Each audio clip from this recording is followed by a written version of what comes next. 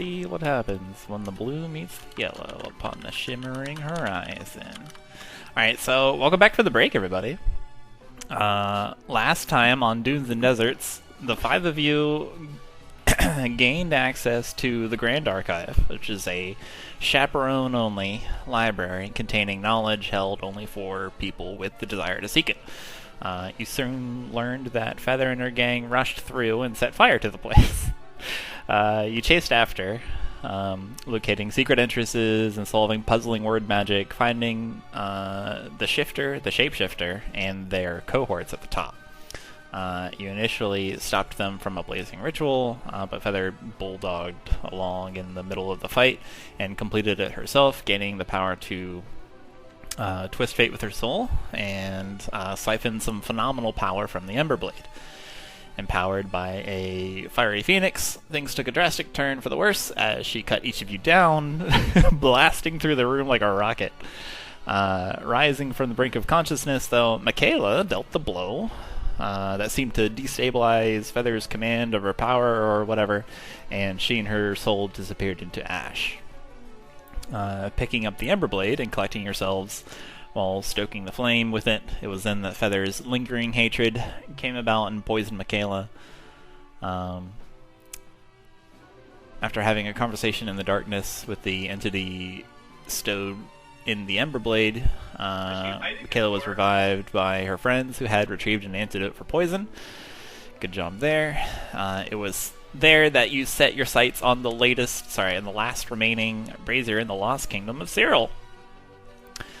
And then, to get there unmolested by the terrestrial dangers and hazardous environments, you persuaded, coerced, chatted up, whatever you want to call it, the Merchant King of Durlesk on the Sonoma, to construct a similar gliding contraption to deliver you to the heart of the kingdom. While construction began, you all set about your business, taking care of lingering ideas and loose ends. It was mentioned that things would go quicker if the previous foremen were on task, and a cunning pair of you set out to locate one surly red dragonborn Viruvage. As everyone was away and promised to return in a couple weeks, Pastiche and Twig, you have the spotlight, and the university city of Zozo is your oyster. What would you like to do? Wait, Brendan, repeat that? What would you like to do? Thank you, Brendan. Are you fucking with me? No, you were in the university city of Zozo. This is gonna be the accompaniment for like the next hour and a half. Did we have anything else to do before we went to see our friend? Well, I had nothing in mind.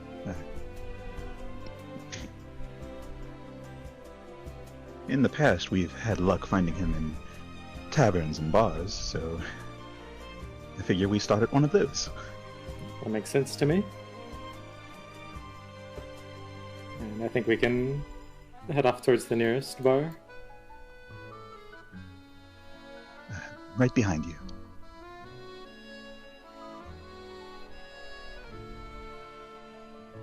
I like this fish, dude.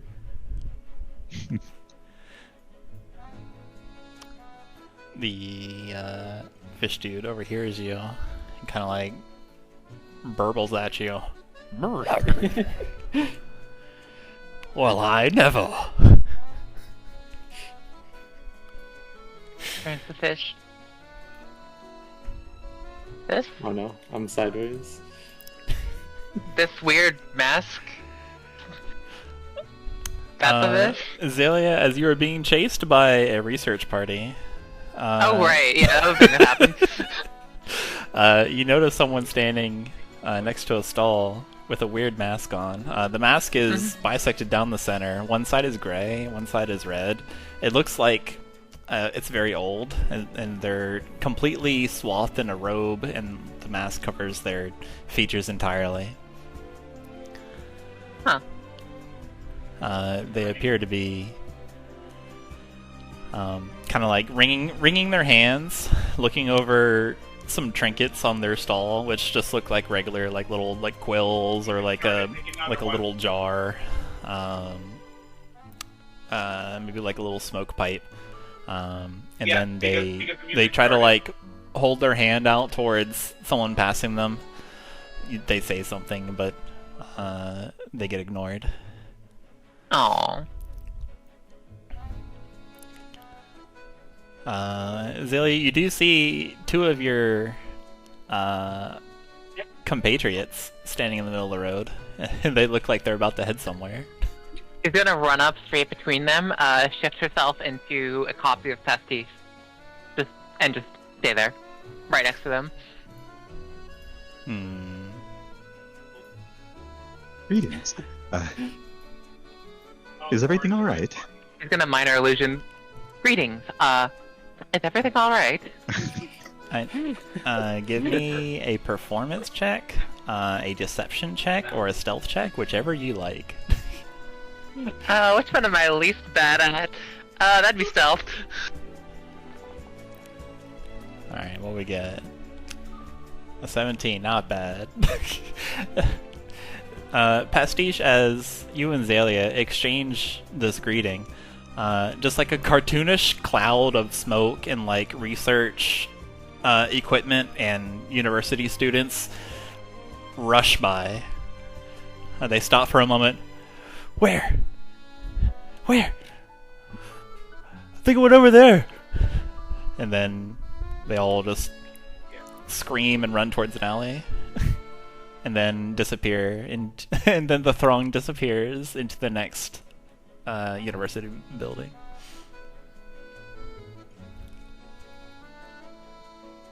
Friends of yours? Bailey just kind of shrugs.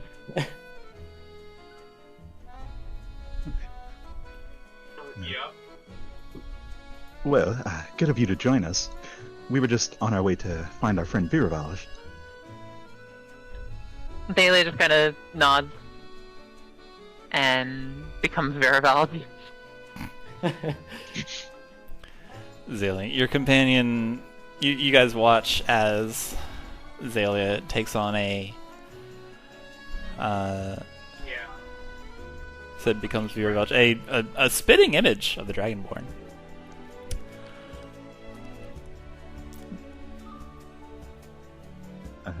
I take it that means you would like to join us. Still nod. Perfect. The more the merrier. She continues to nod. His neck is broken. She's nodding very thoroughly. Alright.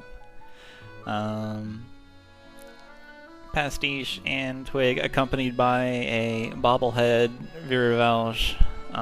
Let's see here. You just head towards the nearest tavern. Roll a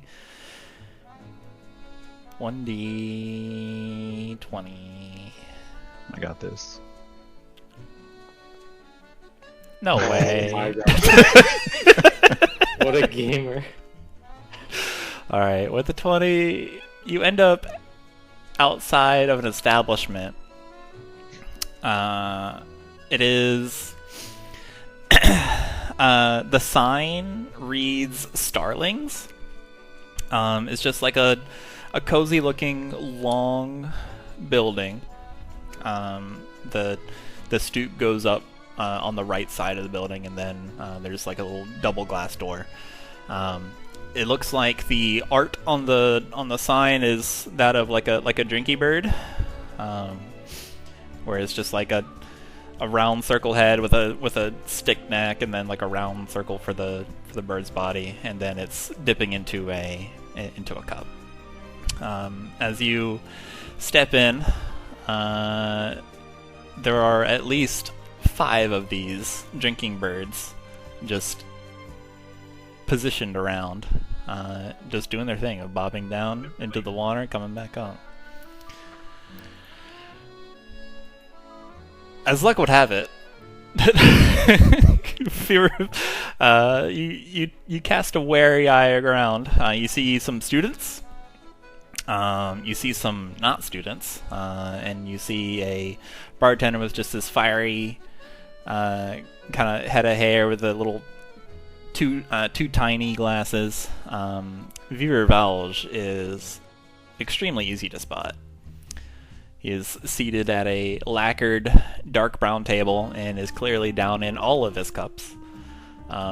Speaking of cups, there are 4 tankards near him, brimming with foam. One of them is in his crimson clutches. The others are arranged like slightly away from him. What would you like to do? Xalia is going to approach him as him. And just have a looky.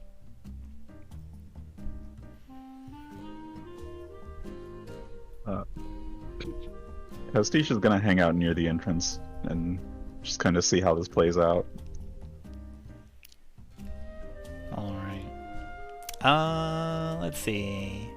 I like the idea of that. Xalia, you are walking in. Virvalge takes a long swig, consuming like half the pint before setting it down. As you stand in front of him, as the tankard comes down, his vision in front of him is restored, and he sees Virvalge. He looks at you for a long moment. Xalia looks back at him and then starts twisting like the shape of his head, so it's like turning into a curling.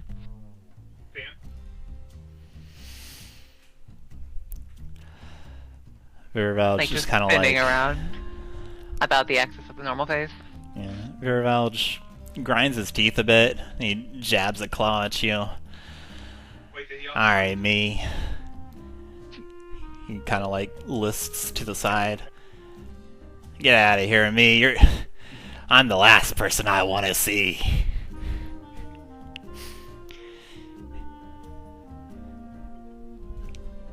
Xalia just kind of shrugs and twists her face into Virvalge, except just a random different dragonborn.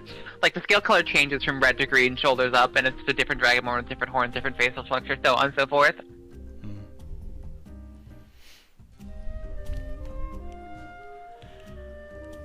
Kind of like wobbled back in the seat of his chair and, yeah, that's right, get on out of here.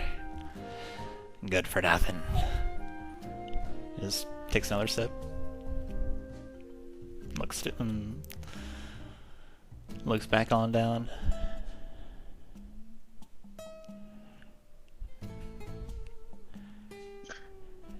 Xalia just kind of turns to the other ones and just,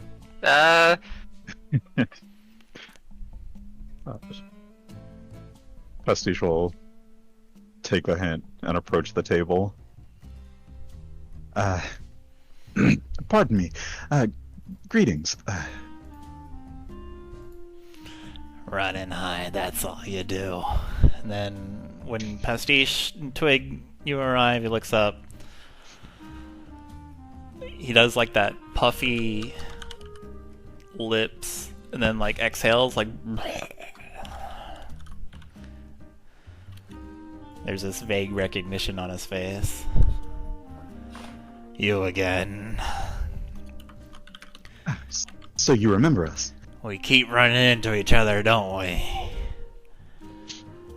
We do, and this time it's quite intentional. If you recognize us, then you must still be in good enough shape to accept an offer? Go on, get out of here. I don't want to see yours no more. Everywhere you go, Xalia becomes Yes. Virvalge again. run into me. And he jabs a claw towards Xalia, and you ruin everything I've got.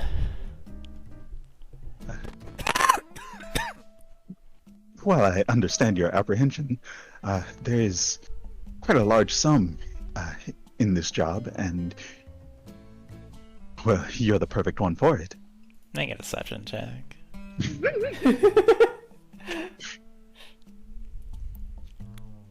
Where's deception? I'm not used to lying, so it's hard to find. Uh-huh. Well, brainhorn, fuck, you're right. Pastiche, who has never lied in their lives. Pastiche is an entirely truthful individual. Andy, however, That's a different character sheet. Virvalge drinks up the rest of his drink and sets the bottom of the cup on the table. You don't look like you got no more money than a broke person. Pours around me, all of them. Go on, get out of here, brokey. I got booze to buy. Instead of reaching for one of the containers near him, he raises his claw to the bartender and just barks an order of another.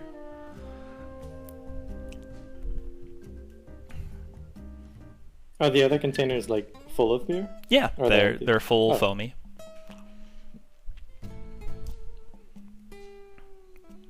Twig will like motion to them, expecting someone. Yep, there you go. They're for my friends. They'll be here any minute. I know. Oh. Well, we're all friends here, aren't we? No, we're not. You're the last thing I'd call a friend. You even said you'd buy me a drink and then you didn't? Xalia's gonna You're sit a- down as him, next to him. You're a liar is what you are. Well, I just figured you had so many here.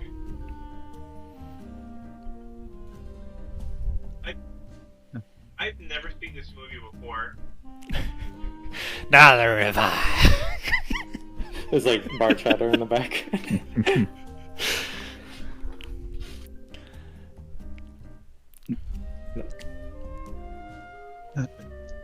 Well, Takes a big slurp of the arrived drink. Bangs it on the table. You can keep your deal. I ain't going nowhere. I'm tired of running around taking jobs all around the country trying to find my friends. They're coming to me this time.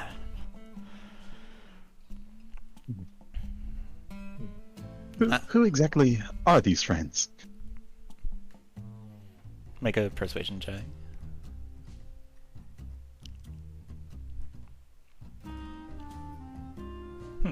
Solid 16. Oh, you'd know them if you spot them.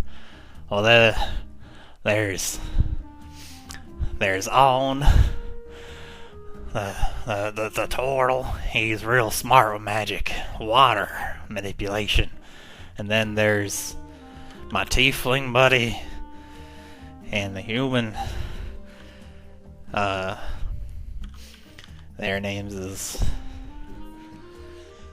Their names.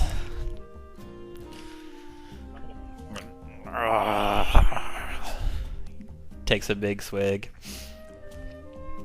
Down, you can see his throat bulging as he takes more of the alcohol and just slams it down. I can't remember. And then there's me. Looking over, he jabs another claw at Vera Valorzalia. The biggest fool of them all. Xalia does a grin, thumbs up. Yeah, keep smiling, you buffoon.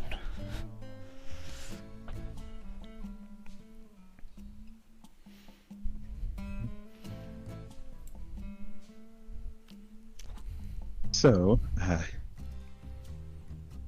you're expecting them, yes? Yeah, that counts. How long should they be? Any minute now. We said if we ever got split up for more than 3 years, we'd said we'd go back to where it all started. Why are there so many? We first met here. He jabs the claw into the table, digging into the wood. Went on, graduated from Zozo with his water manipulations, and we all got drinks to celebrate. So this is where it started. I ain't trying to find them no more, so this is where I am. This is where I'll stay. keep your deal. I ain't budging. Brokey.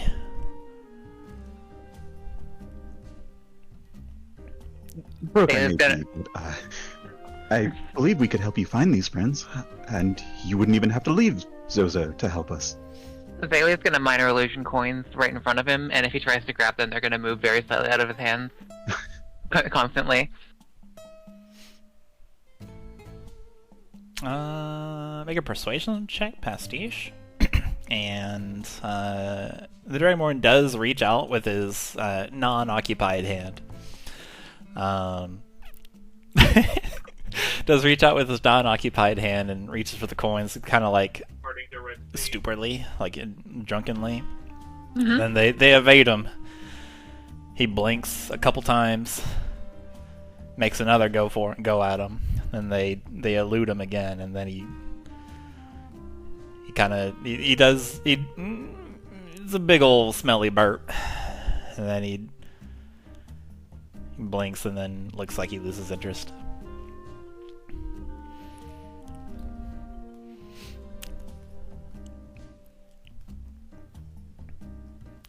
If I go somewhere, Fuck, wait, music.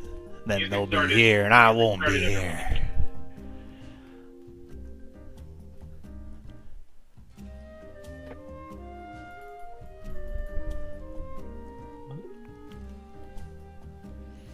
How long have you been waiting for them today?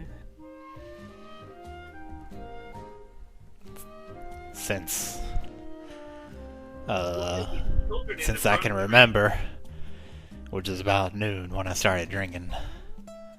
Or was it 11?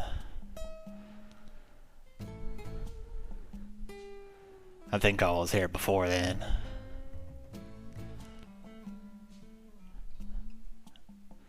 That ain't none of your business, venturer.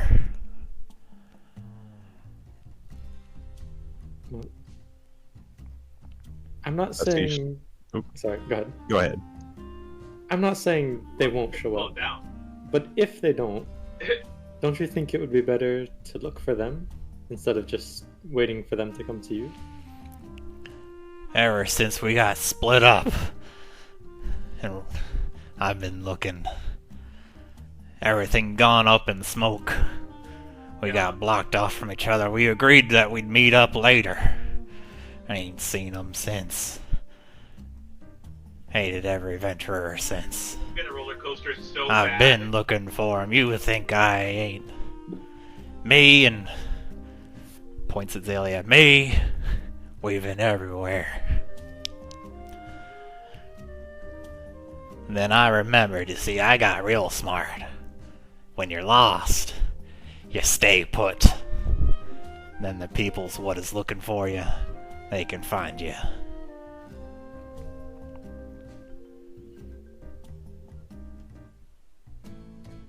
Make a persuasion check, Sort of- Twig. Okay, go ahead. Pastiche will be sort of looking around the bar, looking at the other patrons, kind of mentally comparing their condition to Viravalge's. Persuasion check for Twig. For Twig, yes. Okay. Pastiche made this? perception for you. Who made this fucking train line? That is definitely what you hear, Pastiche. You hear a couple. You hear like the group of three next to you loudly complaining about transportation, how they should make a train station to go across the paths instead of having to walk. Failed previous attempts, how they should get the sparkers going in. They seem alert, perky. They are noticeably not drinking. Sorry, they are noticeably drinking kind of like brightly colored liquids. Looks like it's got a lot of ice and like some globules of stuff at the bottom. Train line. Just one in each. Massive straw. Around are just some maybe like a professor behind you, and then just a regular grumpy looking individual to the next. And then, of course, there's the bartender, gnomish. You can see like his collarbone up as he walks around. Oh, sometimes that counts. sometimes it looks like he descends behind the bar. You can't see him again, and then he comes up and continues around.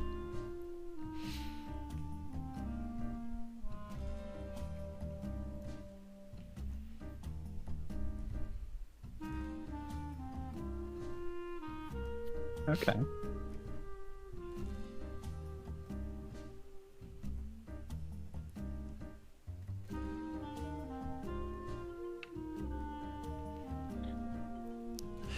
You got a 16. Viravalge is loud. So every once in a while you'll get like a glance, like a kind of glance.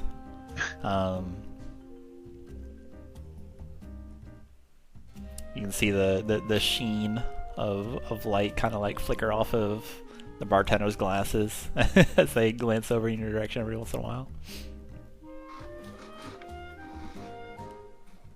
Pastiche is just gonna scoot a little bit closer to Viravalge while Twig makes his case.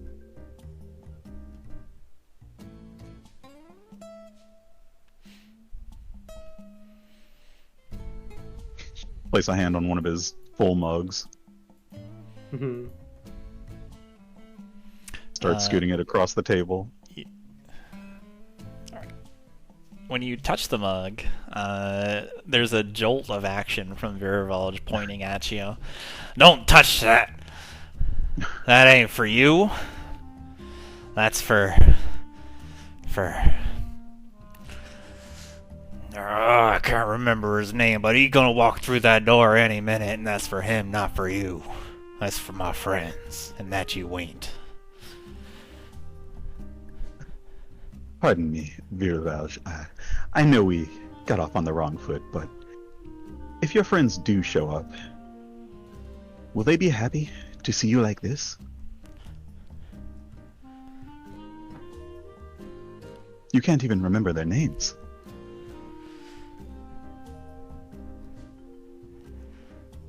And that, make a persuasion check. Solid 3. Nice. He burps out just like a drunken... Yeah? How am I supposed to remember that it's been so long and I'm so drunk?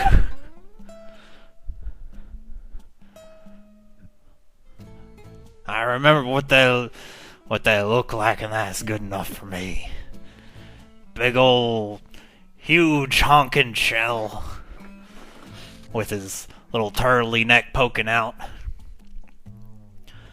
and then red tiefling, big old horn spiraling out with a whippy tail, and then the human, he always had this little cowl around him and a hood and a cloak, and looked like it was protecting him from the desert and all that kind of his sneaking around. That's While what he said. Viravalge is talking, Pastiche is going to kind of glance across the table at Xalia.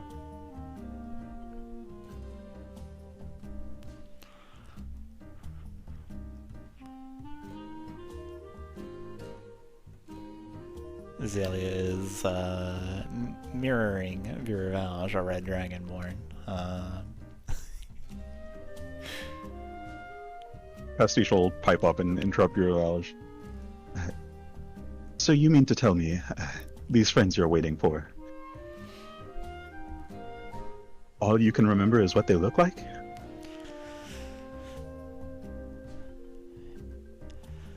No.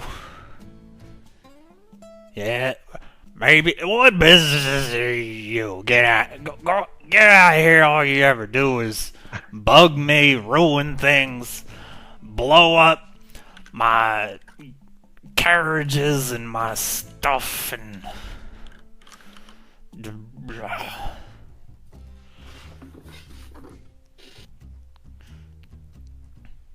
I ain't taking no quiz.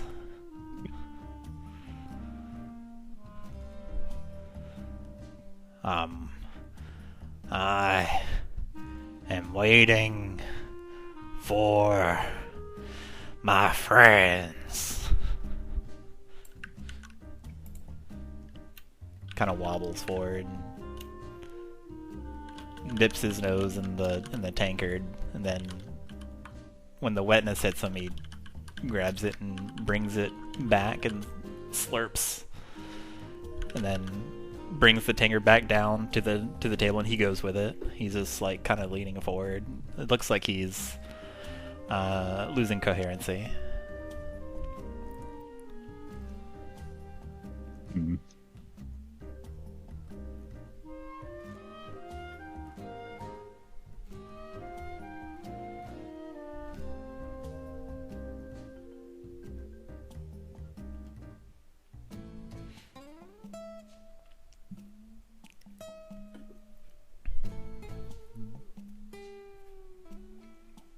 Patron gets up and leaves.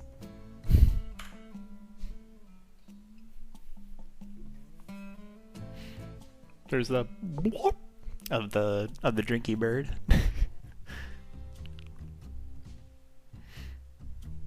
As you four sit, the three untouched, filled to the brim of foam tankards are arranged for, ostensibly, some arrivals.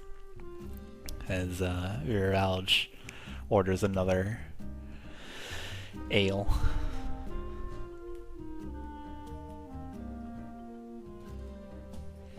Pastiche will glance to Twig and mutter quietly, "Perhaps this is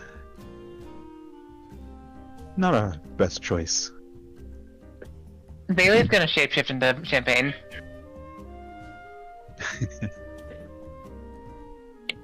He will move her hands in like a demonstration of passing the buck to you two.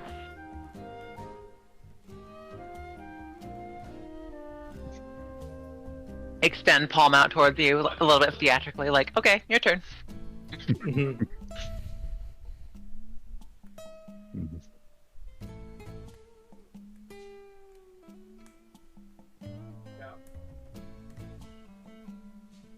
Viraj doesn't notice you. He's staring down like into his cup. So there's no immediate reaction from Xalia doing this. Just like the whoosh and like the appropriate flesh molding noises from a shapeshifter. Pastiche will pick up Xalia's hand, sort of look around. I'm afraid I didn't quite come prepared to follow suit this time, but they'll reach over, kind of rap on the table in front of Viralge.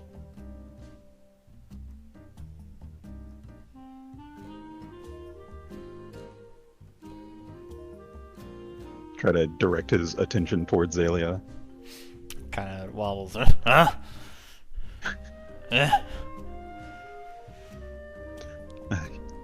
It seems we lost you for a moment. Someone else showed up while you were out. Oh. Xalia does a fancy little hand wave at him. Who are... You can see his dull eyes widen a moment. That's you! Gets up. He will The nod stool graciously and just like gesture to herself. The stool clatters back, goes dangerously close to the fire, and so looks up, points out, "Hey, you snuck up on me. When'd you get here?"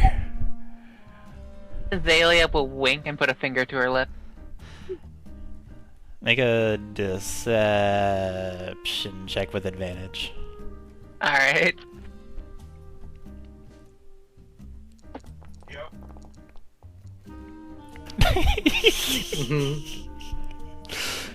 A natural 20, excuse me? Uh-huh. Alright, sure. It's like it's almost a 10% chance with advantage. I don't know what you're surprised about. I'm as surprised as Viravalge is. You're so lame. who who looks just absolutely gobsmacked. His jaw is wide open. Yeah, I've been looking all over for you. Where you been? What happened after the collapse? You gotta tell me. It's been years. Here, put her there. And he reaches out a big old, like, massive clawed dragonborn hand. Xalia will take his hand. Match it. Give a nice firm handshake. Yeah, this is gonna be athletics check. Alright. That's how clipping is how they have sex. Your hand is crunched.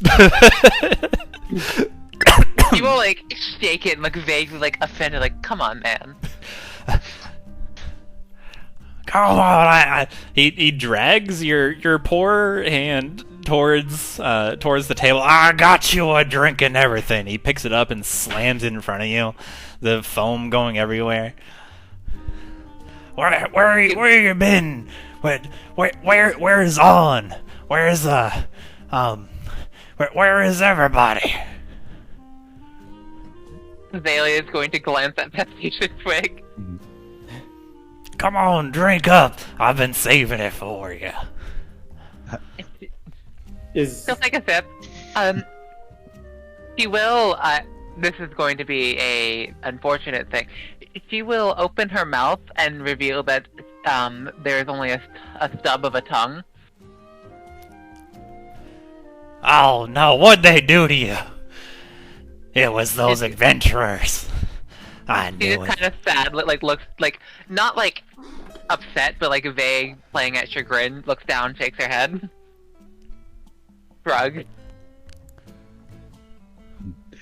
Not to interrupt your heartwarming reunion, but this one walked in alone. I am not certain the others are coming.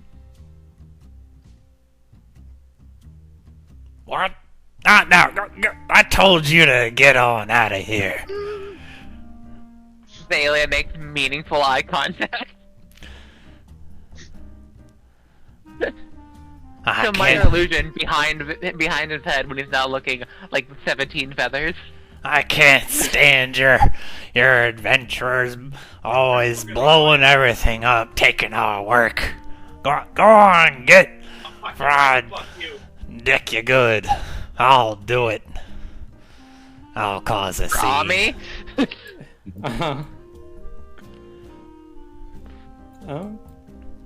I think Twig is gonna wait for Viravalge to be like looking away from him, and then he's gonna disguise self as a human. Okay. What's that card? It's opening. That's very sneaky, Twig. And he'll like pull up his cloak to put the hood over his head, and then just like sit there waiting for Viravalge to look over. After finishing his outburst towards Pastiche, he goes to turn on you, Twig, on the little Kenku sitting next to the lizard folk, and you,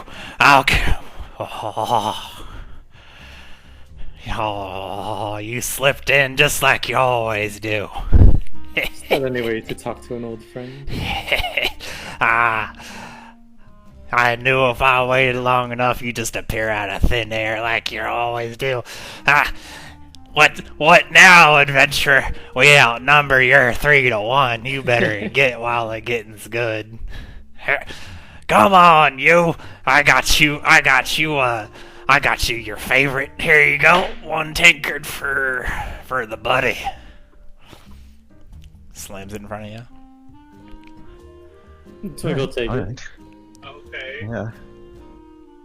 My friends seem to have gone, and I understand when I'm not wanted. You three enjoy You're right, yourselves. you're right. Fuck. Pastiche will stand up, back away, Yep, every single time somebody start to gets, walk like, away, reports and then right. just sit down at a different table. All right. Twig will like I'm jab feeling a thumb at them and say, "Who is that guy?" Some adventurer, he's been hounding me ever since I started working as a miner in Baskar, looking for yous guys. And then I went over and I took a job building a ship, along with some pirates that came in from Tenudo, and some bird asked us to make a ship, and I got real good at it. I'm pretty handy with my muscles and with my claws, and I'd use that to fly over Khorzaire to try to find yours, and I couldn't. And then some other stuff happened, and then I remembered our pact. I remembered our pact if we ever got split up, that we go to the beginning, and by golly, looks like you guys remembered too. I am so overjoyed. Instead of overjoyed, he's mega drunk. Mm-hmm. Bartender, another round over here for a glorious reunion.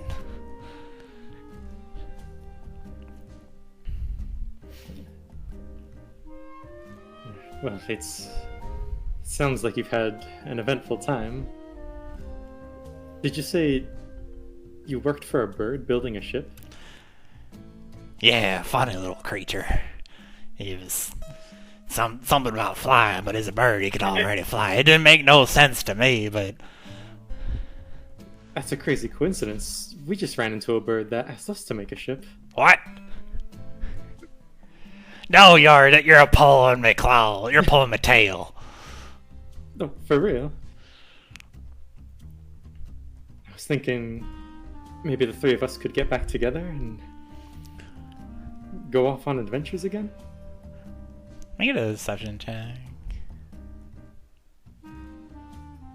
But yeah, that'd be great. But we gotta wait for On. If yours is here, he's due back any second. I can feel it in my scales.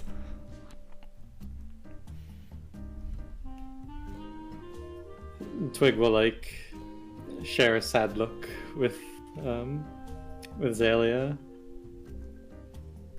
Yeah, he will just sigh. I'm not sure they're coming. What? He's for sure coming. He's the one that made us swear all the pact and everything. We're gonna go through thick and thin. What do you mean? He ain't coming. Give it to me straight. Well, in the fire, he saved us and let us two get away. Just barely. No. I didn't see him make it out. No. Make another deception check with advantage. It can't be. He was the stoutest one of us all. Then, upon looking at your sincere eyes, hidden behind your cowl, he was standing and he slumps back in his chair, but his chair has been toppled behind him. We're back. And so he just falls to the ground on his rump. Ugh. Ugh. No. On. Wait, hold up. No, on. How could this have happened to you? You dick. You were a dick. That's what I'm saying. He wouldn't have wanted to see you like this. Ugh. We still have each other. It's those dirty adventurers. They all burned it up.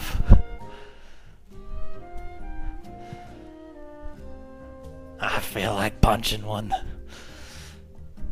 Show me an adventurer, I'll beat the tobacco juice out of him.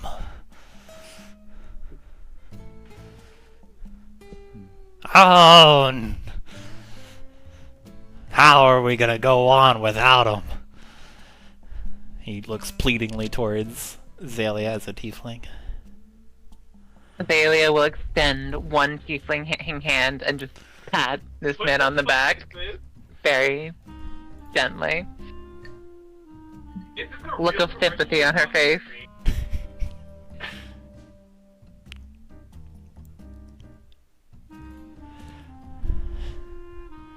Yeah. You can see some drunken tears begin to well up in the Dragonborn's eyes. Hmm. No. I can't accept it. He's still out there. And he looks back at Twig.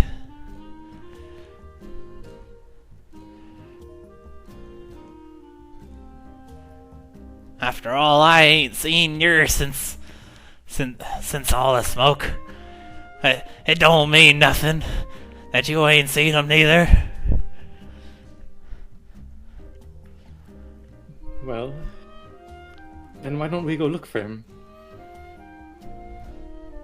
That bird still wanted to build a ship. It seems like the perfect opportunity. And you'll probably meet lots of adventurers to punch along the way.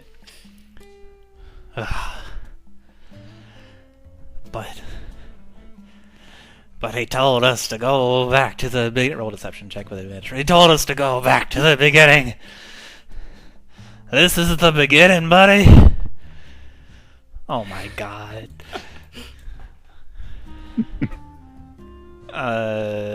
What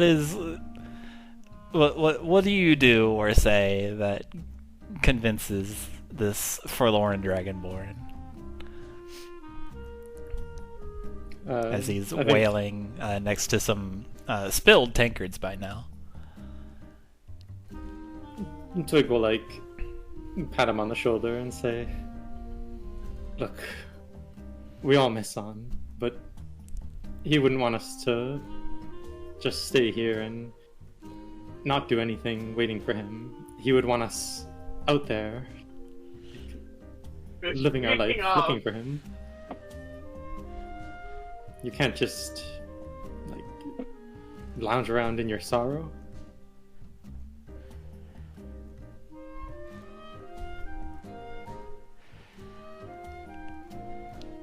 Buddy, you're the dirtiest liar, portrayer of falsehoods, the sneakiest snook that ever snacked a sneak. But you ain't never lied to me. That's right. Where is this fool of a bird? I'm gonna build his ship and fly better than him. That's the spirit.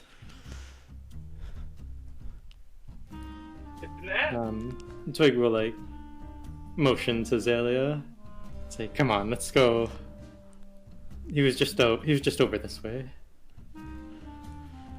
Bailey will nod, and she'll help Mirabelle to his feet. Yeah, probably needs it. Wobbles a bit. And suddenly he pulls a knife. He slams it into the table, into the ridge of the table facing him. Mm-hmm. He kind of digs around a little bit. Then he puts it back. Let's go. Wait. There's one more thing I gotta do.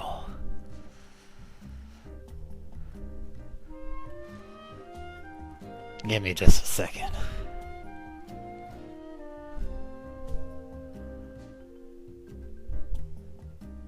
He empties the contents of his belly out there on the floor. Oh. on your talons.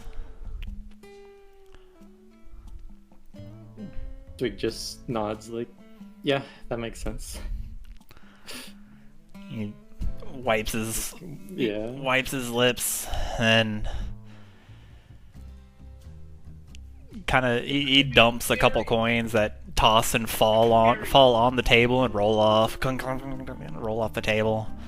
He drunkenly, just slovenly goes to the barkeep. It's on me.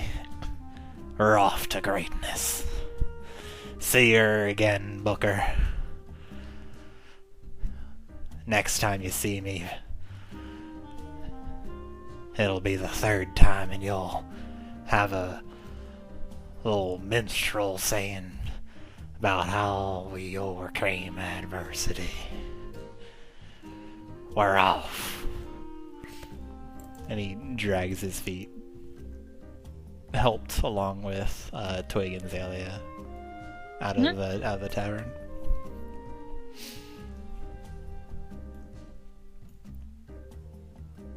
Pastiche will watch them all leave, kind of nod as they walk by, and then follow behind a few moments later.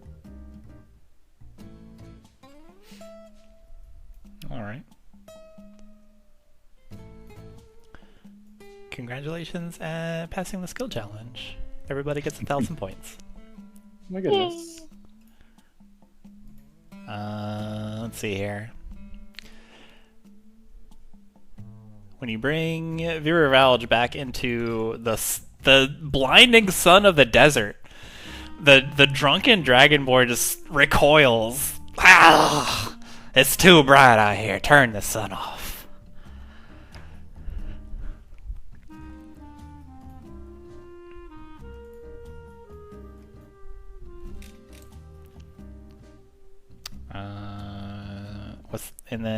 What's the plan? As you have super drunk Viravalge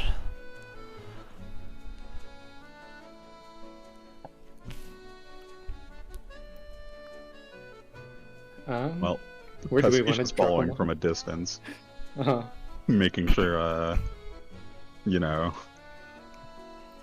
not to be spotted by Viravalge. Okay. The camel represents the construction. Oh my god. There we go.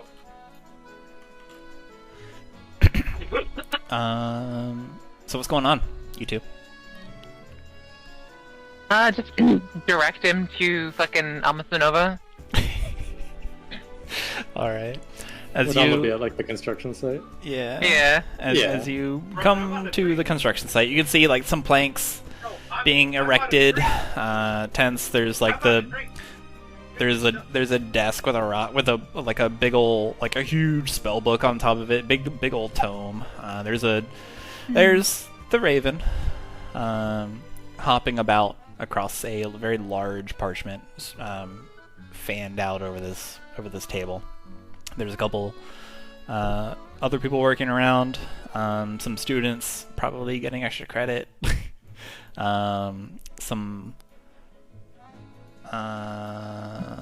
scallywag looking folks.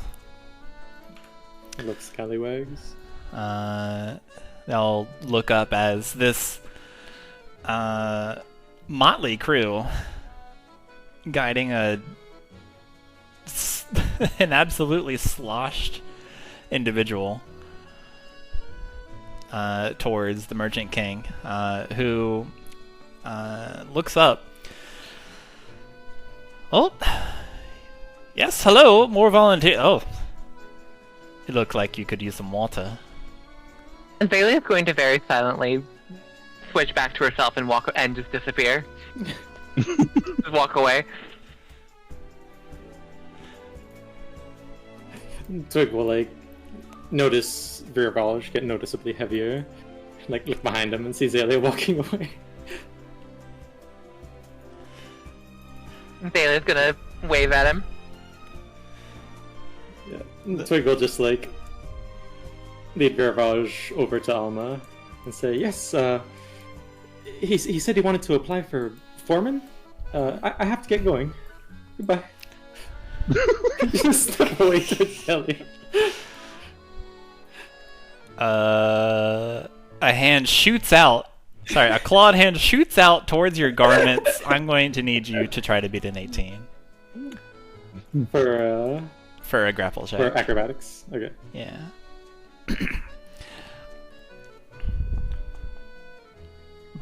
Okay. Barely. The clawed hand shoots out, and you hear like, "Don't believe me, you just got here." And as you slip away, his attention is commandeered by the Merchant King. "Foreman, you have returned. I've got lots of work for you. Come, come." the scariest grapple check I've seen in my life. He calls out, Xalia, I'll see you back here as well as a part of your extracurricular. You can't escape a good... There is something to be learned from hard work. Xalia's gonna come back, like, from this direction. She's over here. She came back over from this way. Okay. Alright, as you come in from the side... Yeah, she's entirely herself now, so just nod. There's something to be learned here. Mock up, head tilt. Alright. I think Twig's gonna try to like duck behind a stall to drop the disguise. As Twig ducks behind a stall, Pastiche is going to emerge from the same stall and approach the construction site. And this carousel of bodies.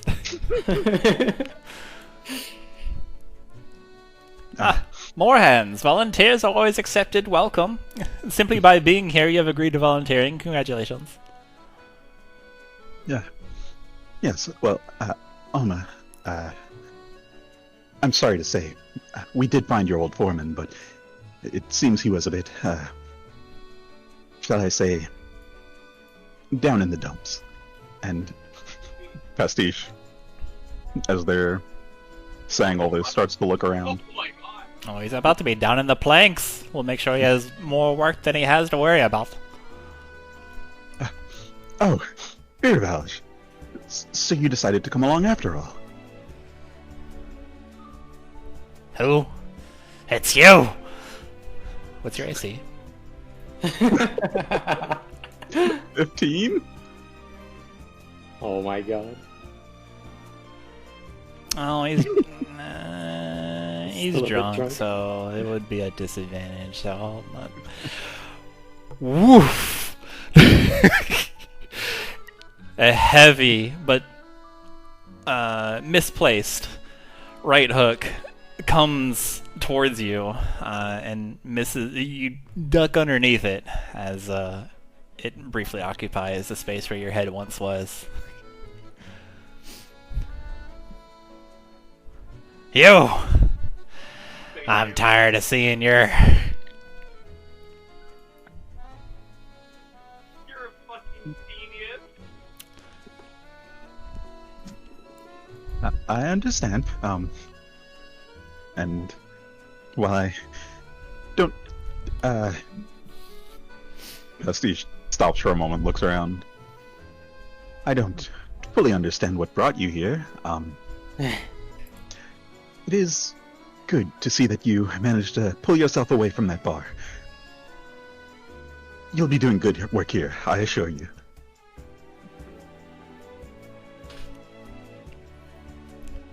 Make all three of you, make just a flat charisma check.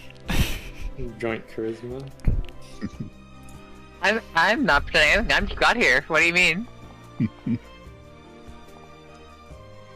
Okay, you may abstain then, if you wish to, but simply by being here, you have volunteered.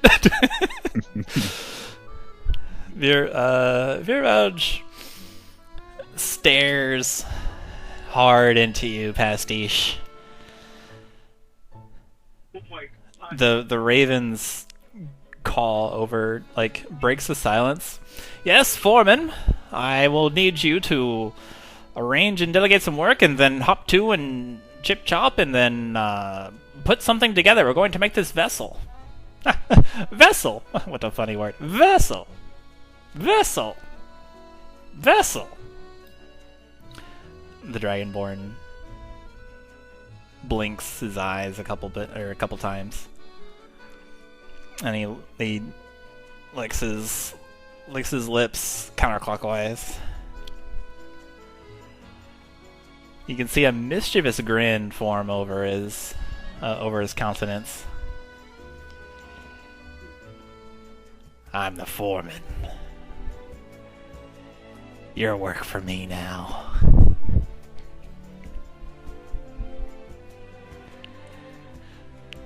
And over the next few weeks, Pastiche, Twig and Xalia are subjected to the backbreaking work of constructing a ship under the watchful gaze of Viravalge, the Dragonborn constructor. Telekinesis. You all would take a point of exhaustion if it existed, but it doesn't, so instead you get 100 points. Hey, we have 1,100 points. It's a lot of points. So many points. Alright. Let's see here. I think, yeah, that's when... and then at the end of this montage... in fact, give me a montage of you guys... how you contribute to the construction of this vessel. And how everybody remaining, which is to say just the two, Chuman and Makayla, you guys come back. We'll everybody roll a d20 so that I don't have to ask for volunteers. Oh, these d20s are invisible on my screen. Alright. Xalia, you win, so you go first. Yeah, she's gonna spend a lot of time spider climbing up into the rafters and fucking telekinesising things into place. Alright. Get the shadow spawn to carry things around sometimes. Occasionally just pretending to be someone else to get out of work.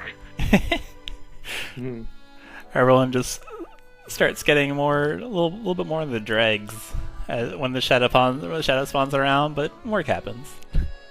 Next is Pastiche. Pastiche would probably spend a lot of their time just like helping to carve wood. Probably take quote-unquote breaks by carving reliefs and just things to make it look nicer. You commonly find yourself beneath a pyramid of planks, way too heavy for you, with the guffaws of Viravalge in the background. And fists on his hip. Next is Twig. I think Twig wouldn't be the strongest, but he'd be able to help by climbing up to on the mast of the ship, helping put up sails with his mage hand, sneaking around out of Viravalge's view whenever he looked annoyed. Radical. Which is most of the time. You're correct. Chuman, you return. Tell us how. Chuman will probably have been... Actually, let me ask, how long has that interaction been, time-wise? A couple weeks. Couple weeks? Okay. Yeah, Chuman would have been bouncing back between still the library and training. And I think its last attempt will be trying to go around the shops or stores and to find certain bracers of archery, I believe. Yep. And after that, I think as he's walking around, he'll probably just see the construction happening, and then finally comes by to see Pastiche, Twig, and Xalia all working, and Viravalge yelling.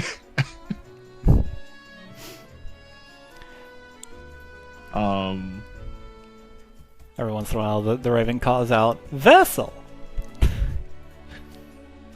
Yeah, I don't think Chuman would have said anything at the moment, but would be watching it happen for for a little bit before walking up to the Raven and then greeting him.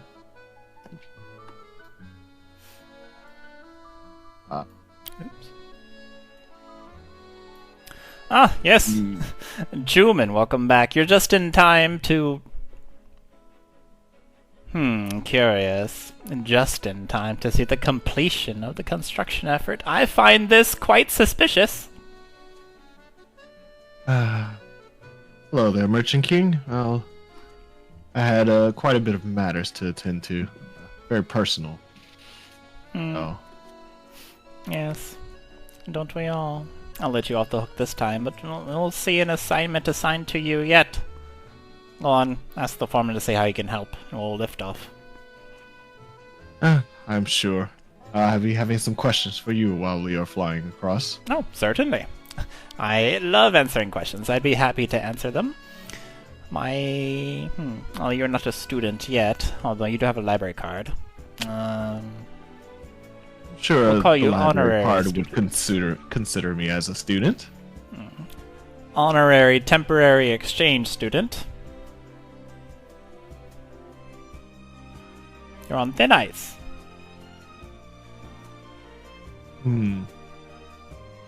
Oh, I'm just kidding. Go on. We'll arrange a conference next time. All right, I sure do. I suppose while it is almost complete, is there anything that needs some assistance? Calibrate the slingshot, for one. That's what I think that would be most useful. That's going to be how we lift off, anyway. We'll need it quite taut, quite ready to go, and give it an appropriate amount of oomph. So apply your best greasing from your elbows, if you please. I assume that Viravalj is most experienced with it, or... Oh, he constructed the first one. He'll be able to guide you on the second one. Should be fun visiting him again. Alright. I'll see to it then. Yes, off you go. The second. Second. That's a funny word, too. Second! Second! Second! Then, as Chuman walks over to Viravalj, takes a deep breath and then pats him on the back. It's been quite a while, my friend. You're hard at work, as always. Make a charisma check.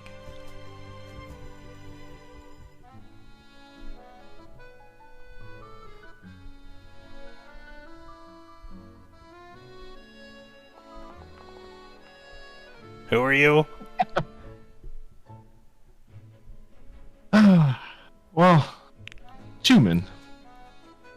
You know, from the previous flight. Was one of the riders aboard it. Though you may have been fairly drunk at the time. What? No, you weren't. I would have remembered you if you were on that ship. You remember folks when you were drunk? Yes.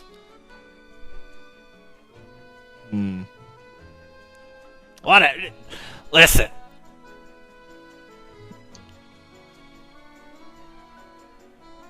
You hear that? That's the sound of nothing happening. Go on, get to work. Well, If you I wanna actually make- have came to you for a reason. The What? Raven has asked me to calibrate. So you're the only one with the experience for it. Oh, Or you has can he? There's a toothy grin on his face. Well, calibration. Crank this as many times as you can. He points down to like a little twisty crank that's attached to a gear that's attached to a larger gear that's attached to an even larger gear, and which is attached to a kind of a pulley system that looks like as you crank it, it will pull more on this stretch of bungee or like springy fibrous material and pull it taut. As you're directed to do this, go ahead and roll me 3 athletics checks.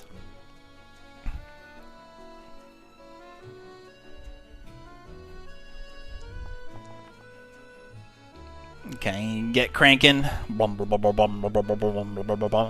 getting a little bit more taut, a little bit more resistance. But you power through it and just you crank it all the way. It starts getting real heavy, real tough to keep moving. You pulse your muscles, you're strained, your arms are shaking as you go and turn this crank. But yeah, you definitely power through it, and you succeed in winding up the slingshot.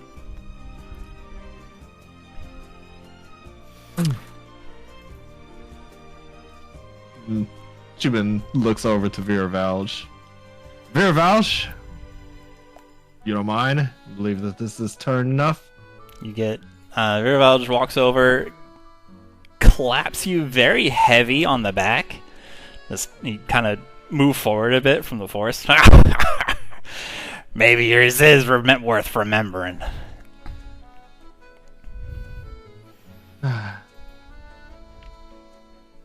I'm sure it'll come back to you in due time. But yes, I believe the calibration is finished now. You don't mind? Give it a tug yourself.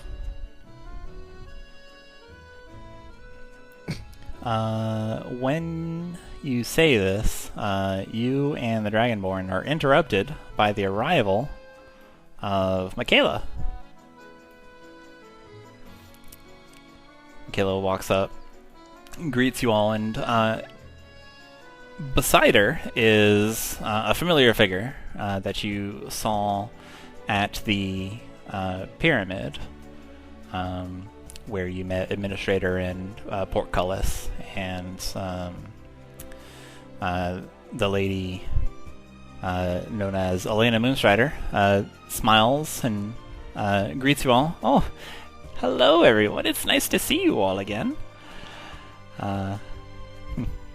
I've been commandeered to give you all something of a guide. Is that right, Makayla?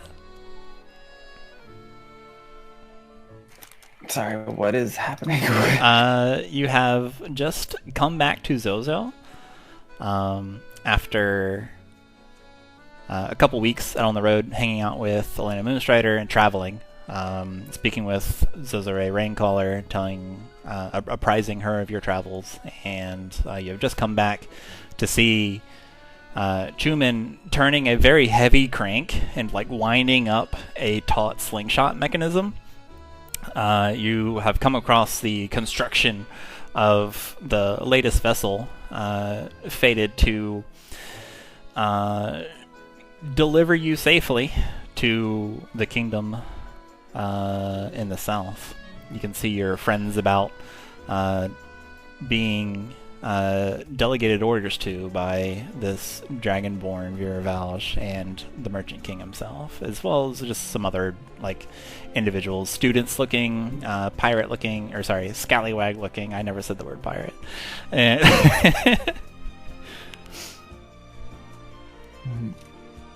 Tell us about how you arrive on the scene. Yeah, I mean, I think during the trip to Luxnox, Makayla would have been sending animal messengers back to the party, giving updates, asking for updates, and so it would specifically try to, if she learned that when the ship was being built, she would specifically try to not return until it was. But at a certain point, I guess, yeah, she would travel back with Elena, and I've never seen this movie I in don't my know, life. maybe they swoop in on a giant raptor No, or you're something, lying to or me. I know giant you're vulture or something from Counter Animals. That seems like fun. Whoosh! Mhm. With appropriate raptor noises. I guess vulture raptor, but that's fine. It is a vulture raptor. Yeah. How? Oh, stop. Sorry. Oh, there we What did Elena say? Sorry. She just greeted everybody, saying that Mhm. you asked her to come along as a guide, right? Is that correct? Or did I make that up? Sort of as help, as assistance on this journey. Yeah, Makayla would add, as much as I hate to admit it, I think we have definitely been struggling in a lot of encounters without Zoas anymore. I figured some assistance might be useful.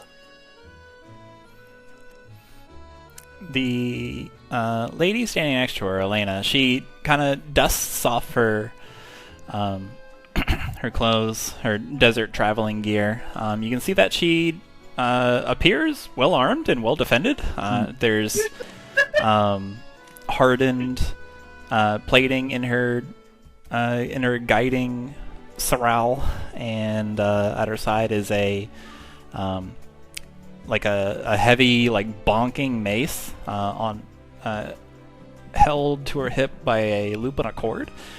She has a large crossbow slung around her side, and she has hung around her neck the various eyes and stars depicting Selene, of course.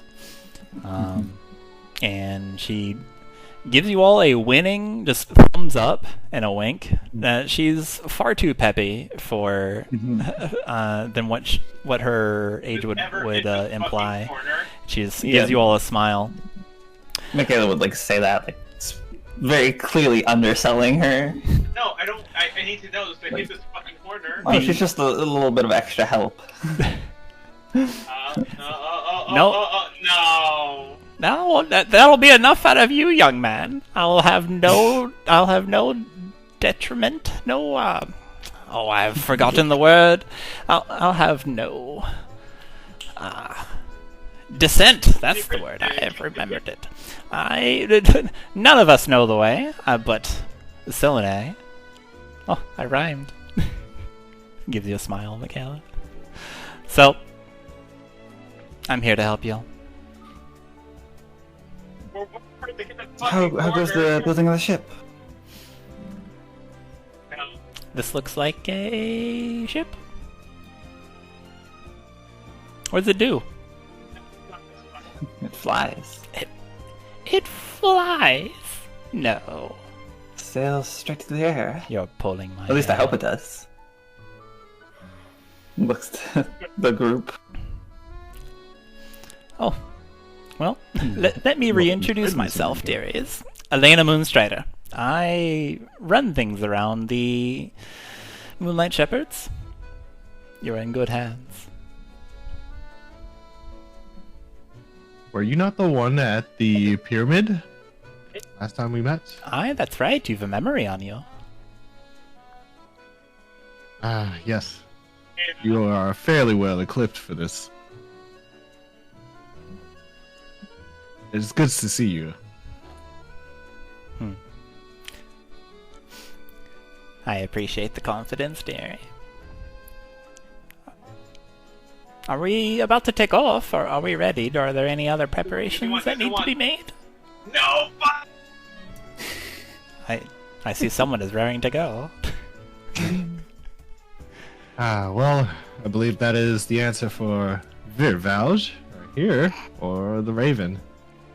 Virvalge has been the one leading the construction for the ship. Yeah. Dragonborn friend, right? Quite so.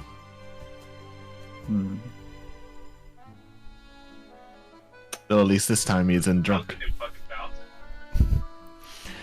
You hear over the cacophony of woodwork and people building things. I wish I was.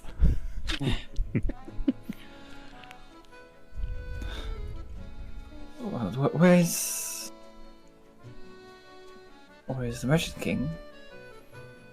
Surely that bird isn't going to miss the second. Chuman just points a thumb behind him. to a raven that is still chirping seconds in his own area. Second. Like beak up, pointed towards the sky. Second. Sounds fucking with me And- so much. Nope. I'm being quite serious. Get back to work. Then, jarred out of his repetition of words, by the dissent among the workers, looks towards the group, Chuman and Makayla and Elena, and then narrows his eyes and beelines flop, flop, flop, flop, flop, flop, and lands on top of the raptor's crest. Ah, it's about time you got here too. We're already. Are you No, it's not. I am keenly aware of your time of arrival, Makayla. You can't put one over on me. It takes time to travel between Lux Nox and Khorzaire Academy. Dude, I made like a. Yeah. I wanted to make sure that we had enough time with before the takeoff. But Bacardi. Yes, clearly it we have surely no does. rush. That is quite the difficulty, the dilemma that we are trying to solve here with this vessel. Now, have you gathered? I assume, having taken so long, you've settled your affairs and gathered your things.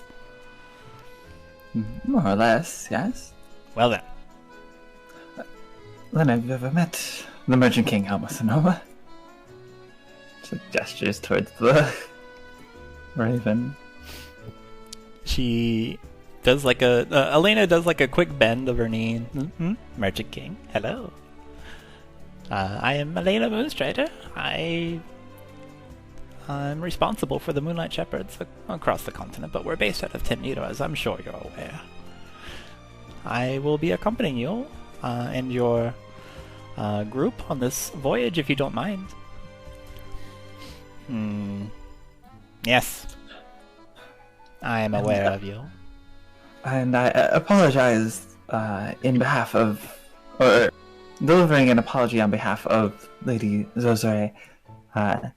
She could not make it for the launch of the vessel, but she is here with us in spirit and wishes us all very much luck and success on our journey. The raven exhales. She would just try to take over my ship. I know it. It's a good thing that she's not here this time, but she can have it afterwards. The raven kind of, like, he's talking to himself, but you can hear him. How will I hide it from her so that she doesn't learn? But no, she already knows. She is well aware of her ship. What? Wait a minute. You told her about my ship? My new one? I mean, Makayla, raised her of the situation, and you are sentenced to detention. 100 lines. I will not tell Khorzaire I'm Raikel not one of your about Merchant students. King Sonoma. You raise a good point. Welcome to the academy. You are now in detention. I thought you would have liked Lady Khorzaire to know of your newest adventures and how you're helping us and her. Surely she is incredibly grateful, and I'm sure we'll perhaps reward you with perhaps a presence at some point. Oh yes, Herself to deliver any she is reward or thanks. always and eternally grateful, and she always shares her affection, and she always shares her thanks. It's how she does it is what I take issue with. And that is. I don't wish to think about it. It takes so long to get saliva out of your feathers. You can see him kind of zone out for a moment and then shake his beak. No!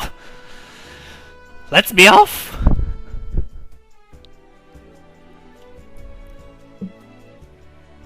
It takes a second to try and process the implication of that, and then just like shakes her head. Ah, yes. Without any more delay. If you are ready, of course. I'm very sad you guys didn't catch Santa Exploded, because I was muted for that. But he just said Santa Exploded. Heads down. The ship construction's getting dangerous. Mm-hmm. All right. Well, without further ado, let's get you guys in the sky. Good job. The construction finishes. Thanks to everybody's help, you do end up finishing it quicker than originally estimated. It was going to be a few or several weeks. You accomplished it in a couple, so made good time. You get the idea. The idea comes across to you all that since you made such good time catching up with people that may be traveling to Cyril, not through the sky, such as a certain merchant prince or anybody else that could be there, will be much easier instead of being very far behind. So, well done. You are on a boat. As you sit back and prepare yourselves for launch, brace yourselves. You can. There's this tense bustle around the vessel as everybody gets into their positions. The crew mans their stations. You yourselves are given duties, and the Raven calls out, "Ready for launch? We are all about to depart to regions unknown. Well, for some of us, to regions unknown, so we can learn about something and, I don't know, do something there. It doesn't matter. I'm eager to go. Are you all eager to go?" There's a roar. There's a hurrah among the crew. Well then. Ready? Aim! You are on this platform. Onto something. Makayla says, Elena. You are on this platform, and you're rotated slightly as people outside the ship are moving these huge pistons, or not really like pistons. I don't know the name for it, but it's like these large wooden things, these wooden bars around like a dais that rotates you on this gear. The bow of your ship angles towards the sky, about like a 55-degree angle. As everyone rocks back, Makayla says that. Helena looks over towards you, Makayla, and then grabs onto the railing. Clearly unsure, but then looks around, and some realization dawns on her countenance, and then she kind of wedges herself into a corner and bends her knees and lowers her hips. She points a finger towards the air, wags it once towards you, and she gives you a knowing smile. I get it. Behind you, Dragonborn Viravalge has a very large pair of shears, and the Raven waits for a moment, judges everyone on the ship wordlessly, then calls out, "Fire!" There's a as the foreman cuts a tether behind the ship, and boom, a huge throng noise is heard, and you all are rocketed into the sky. Whoosh!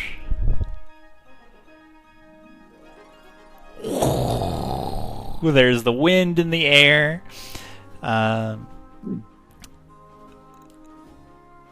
You are no longer beholden to the earth as you fly, as you fall with style through the clouds. Everything whizzing past. There's a few moments where you are weightless, and there's a quick fear that spreads over over a couple of your faces and the crew as it is suddenly leveled out. The wings unfurl, and they take the wind beneath them. There's a rock of the ship and jars as it creaks under the weight of itself, and it buffets into the air. Super Mario World noise. And is piloted by the Raven, by the awakened Raven ruling over the nation of Duralesk. The wind whooshing through your hair, flowing over your clothes, flowing over the rafters. There is endless blue in the sky, and below it, endless gold of the desert dunes below you. There are the many dotted cities of Khorzaire. You can see Lampshade whiz by you. You can see Luxnox in the distance, as it is a tiny speck among where the blue meets the yellow. There are ever-present floating islands, floating architecture, rocks just hanging out in the sky, buoyed into the air by the gently pulsing salmon of dragon shards that you now know what is contained in each of them. The many souls of Khorzaire, keeping all of these islands aloft as they rise towards the sun. Looks like you have a few hours ahead of you. What would you like to do? Makayla would be trying to hide it, but very clearly, just, like, visibly, like, I guess, anxious and excited. Just kind of restlessly, like, walking back and forth around the ship. Very clearly, like, as opposed to, like, the last time where she was very patiently just kind of sitting at the front of it. This one, she just, like, it is very clear that, like, she is having a tougher time kind of, like, keeping herself, I guess, occupied.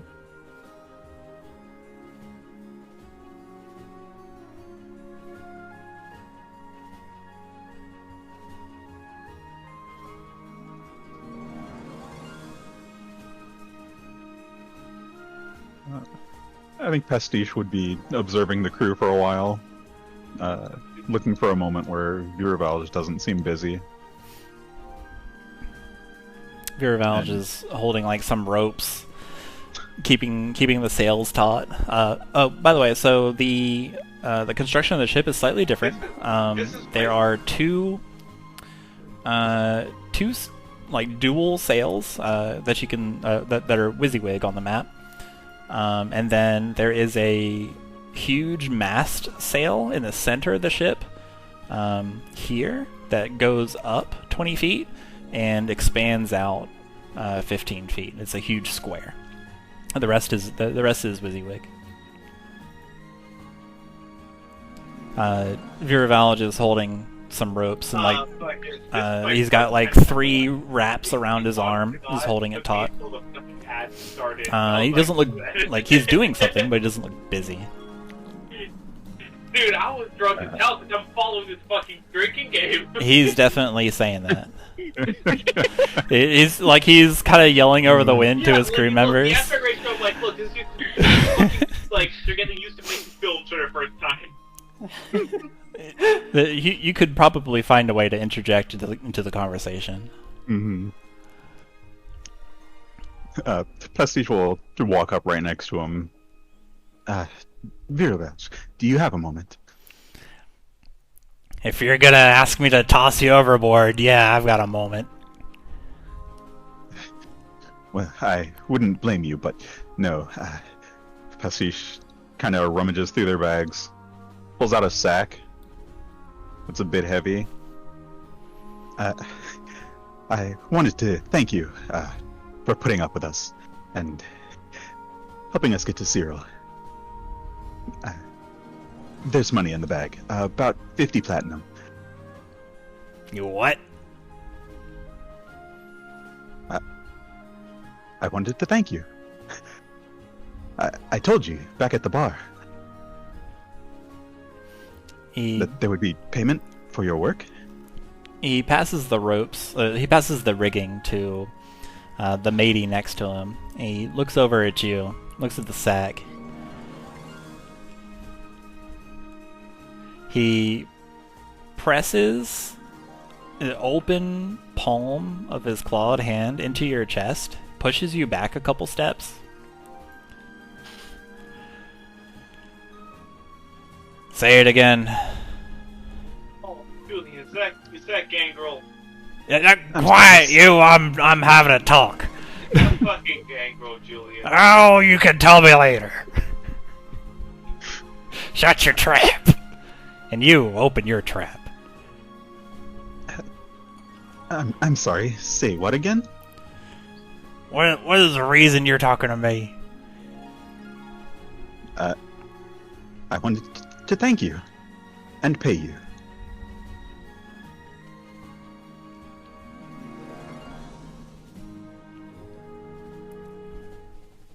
Takes the sack from you. Opens it. Make a persuasion check with advantage.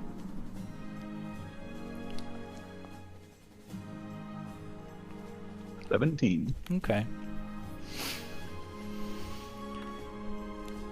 He takes a deep breath. Wait, And then looks at you, Pastiche. is that... Yeah, mind your business. What the fuck you doing? Then he turns back towards Oh you, my Pastiche. god. Why would you do this for me? Well, Both times. I would call it an apology. We have been a bit uncouth toward you, and well, you've been quite helpful to us, intentionally or otherwise. This is like And I this fucking believe edit you. is the first time I've ever seen this movie. I can't hear you over the wind. They're just Sonny, you're gonna have to speak louder. I'm dead serious. I believe you've a talent for this work, I've seen it and since then. well, I think you should keep doing this, and I hope this can act as I've been some sort very of sheltered motivation. growing up. I watched The Lord of the Rings after, and now I'm gonna see the fucking edit again.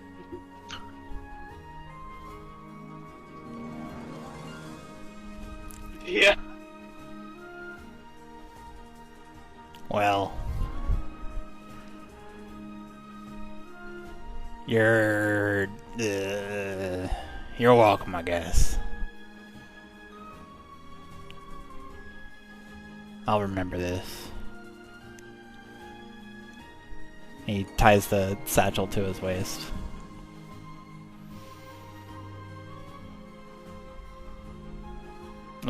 I don't know what to say. Get away from me. I don't know what to say or feel. Whatever.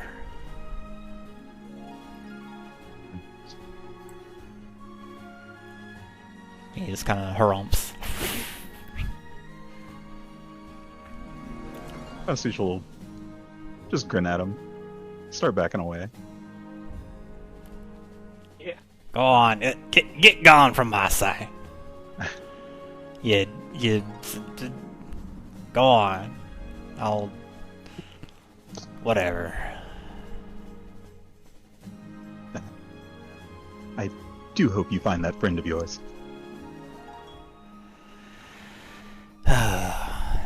They out there somewhere. Super okay with it.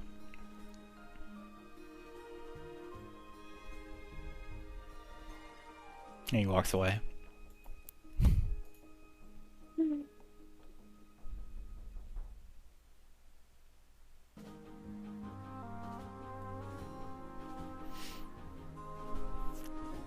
Pastiche will just find a spot to settle down. Okay. Anybody else?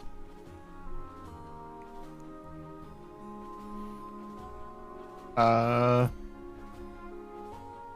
think Chuman will be under Hell yeah. in the cabin rooms. Kind of Yeah. checking over everything. Yeah. Thinking to himself for a moment before Thank you. Thank you or all for while a he's great on the show. flight. Just kind of thinking back to the fight with Feather. All the previous fights that's led up to heading up to what's going to be the last brazier. And then also waiting for whenever Chuman can get to talk to the Merchant King by himself. Okay.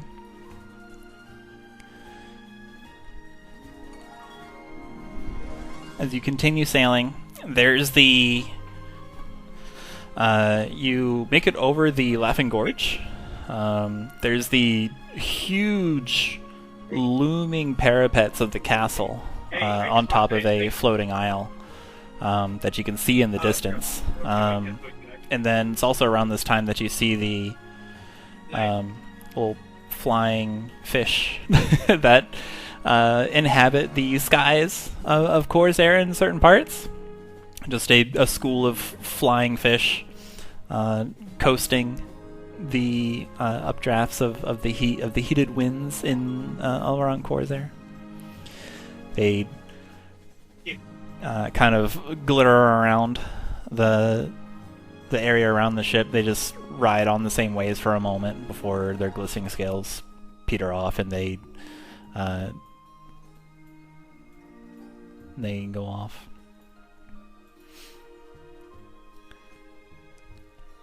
Who's next? Oh, at a Oh certain my point, god, holy shit. Makayla would look like Hey! it has like a realization, goes to Twig and requests a, may I borrow one of your knives? I wish to carve something into my staff. Twig, cocks his head and says, well, yes, of course. And he'll hand over, a stiletto. Yeah. Thank you. I will give it back. And once I'm done. And then she'd go sit on a barrel or something. And then start sort of carving away at something on Untitled and Finished. And that'll be kind of what occupies her for a while. Okay.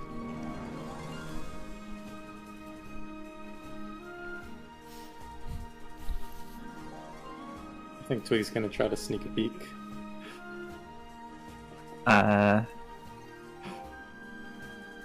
Unless that's Yeah. Give me a stealth. No. I mean, you would see. She's very clearly trying to carve words onto the staff, the sort of near, I guess, where she normally holds it, a little bit above, where the designated grip spots would be. She's carving in some words. She's not very good at it. It's kind of rough, but she's trying her best. Okay. Yeah. Hey, I mean, I don't know how long you would be watching her for doing it, but yo. Probably not. Not like I'm stalking gonna you. freaking drop for Yeah, that. but, yeah, Great she- fun. Goodbye. So right, the first thing, it was just Merry Christmas. like a very rough, like Aiden's pledge What's up, gamers? is what you would Yo. see her carve into it. Okay. I'm drunk. I'm gonna come make the worst plays of all time.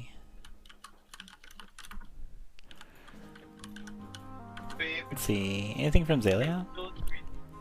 Okay.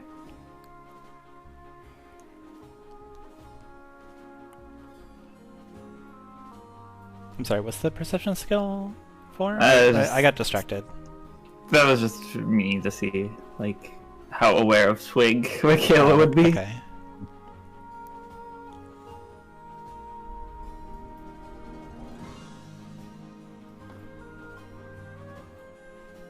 Sorry to interrupt.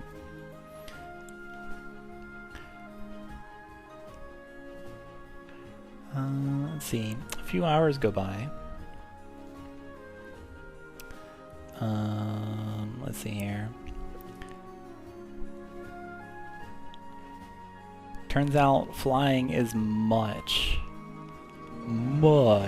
faster than walking. Or even riding a raptor.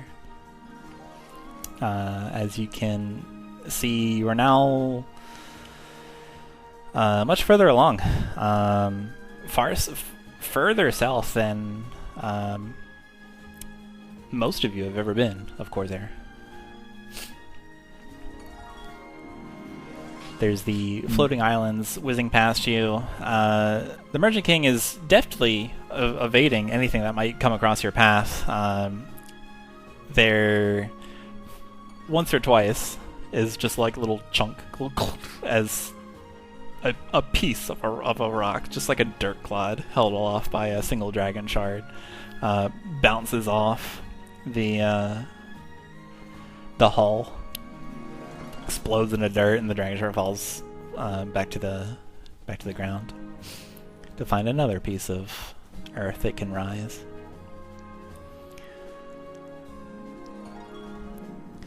You can see ahead the telltale sign that you are approaching the southern kingdom of Cyril. Is this dead gray mist hanging in the air, going as high as you can see up to the up past the clouds.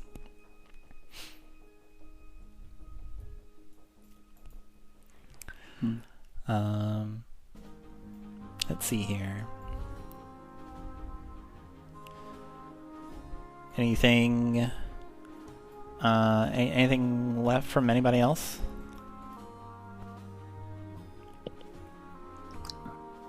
Nope. Okay. I guess. I mean, Makayla would, once she finishes, would turn to exactly where Twig was watching and give back the stiletto. My thanks. I just felt it appropriate to finally give this thing a name. Oh. Kind of shakes the no longer untitled, unfinished.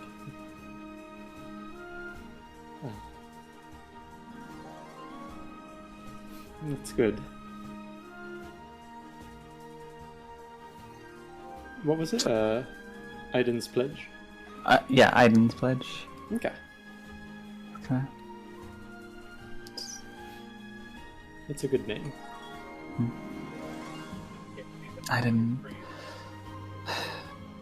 He was. Well. He was my son. And when he was a little boy, he would always promise that he'd be the one to take me to Cyril.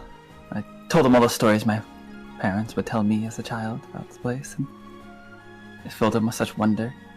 And, well, before he passed, he made me this staff and told me let it guide me to where he cannot. And so, I think it's finally fulfilling its purpose. She's like legitimately almost crying at this point. Like tears are like swelling. She's just kind of just barely holding it back. Twig puts a hand on her to comfort her and says, I know he's proud of you.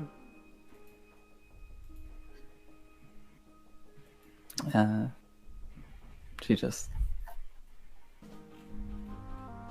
accepts the gesture and just kind of lets herself grieve a little bit for a long lost son. Thank you.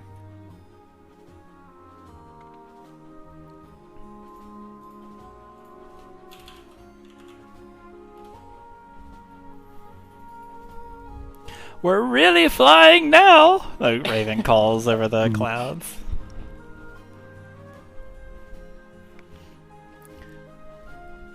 Look ahead! What do you suppose that is? I've always wondered. Is it just a wall? Are we going to crash into it? That would be terrible. Well, for most of you, I have wings. Confused a bit, Twig glances ahead of the ship to see what they're about to crash into. As you wing closer to this mist, this gray... as you wing closer to this mist, this gray film, a smell hits you. And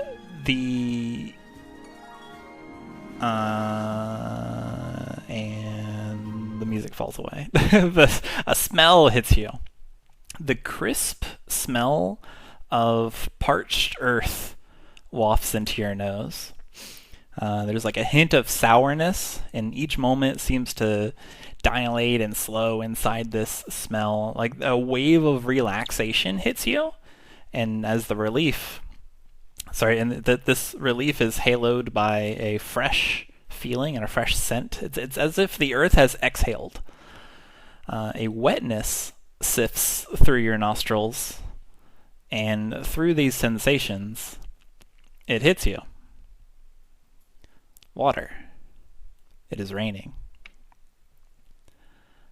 The curtain around Cyril, encroaching over the desert, is a wicked storm. Pew. Well,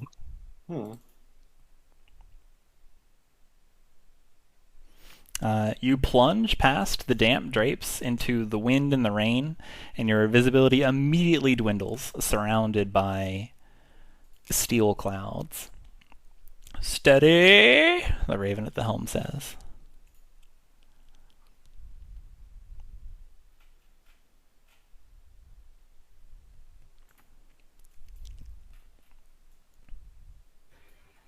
Makayla, look up. Look out. Is the ship going to be able to fly in these conditions?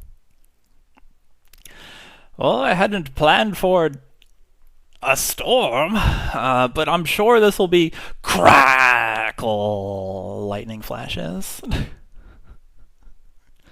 Fine.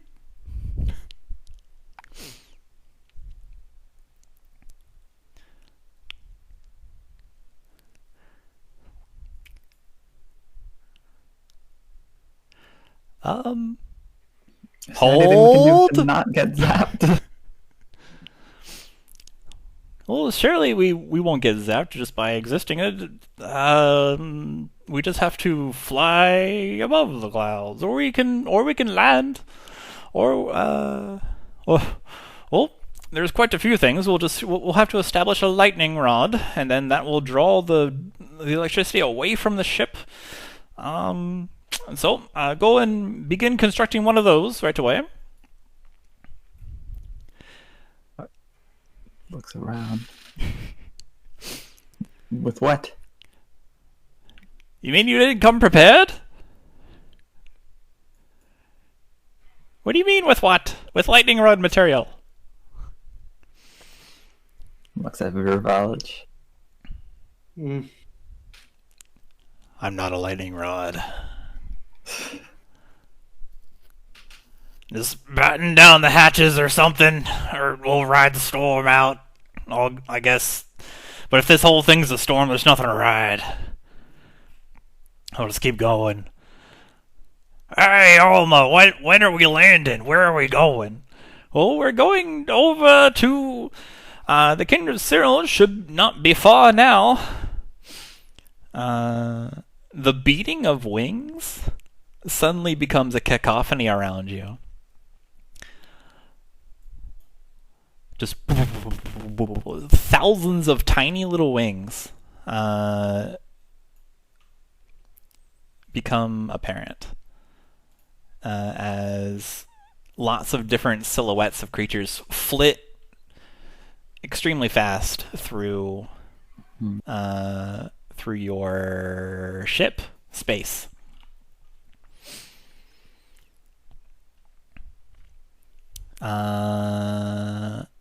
And suddenly there are a few more silhouettes that kind of flap in from the clouds. And I need everybody to roll initiative.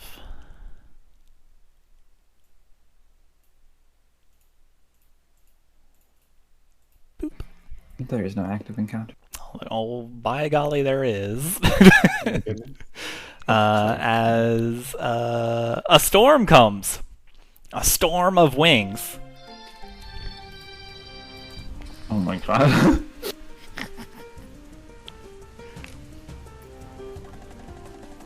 Surrounded.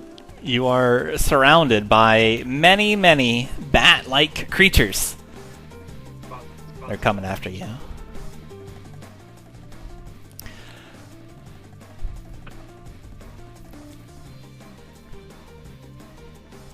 Did Elena get an initiative? Say it again? Did Elena get initiative? Elena? Oh, yeah. Everybody gets initiative. I hadn't gotten to the crew yet.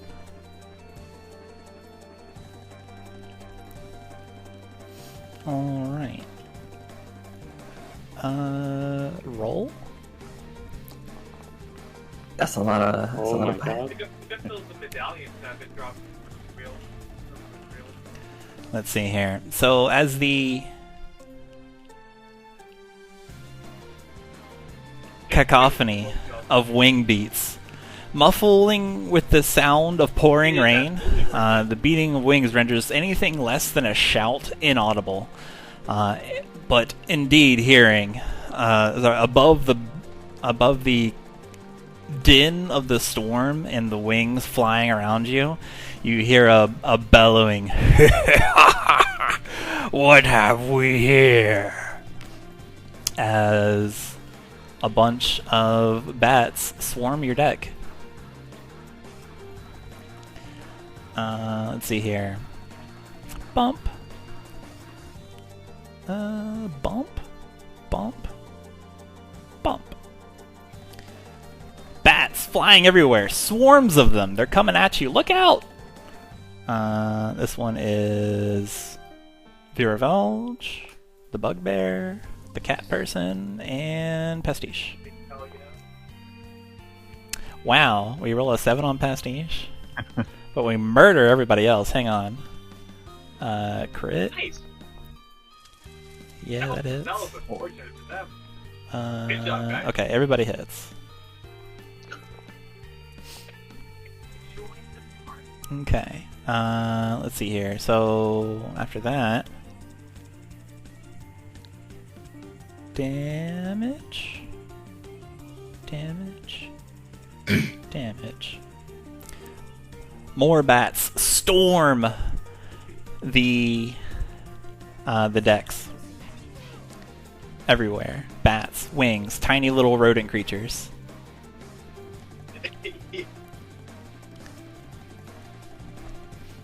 Does a 15 hit anybody's AC? If it does, you take 1 damage.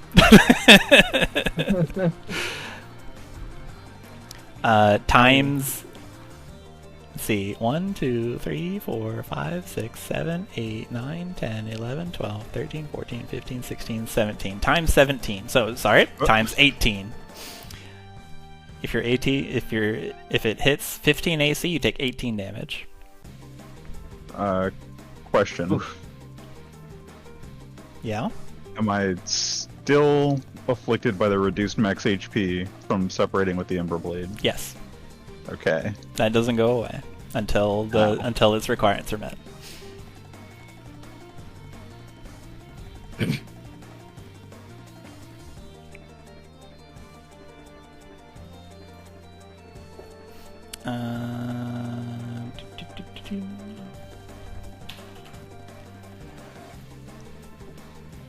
We're gonna take 18 damage everywhere. Viewer Village is covered in bats. Sorry, you're dead.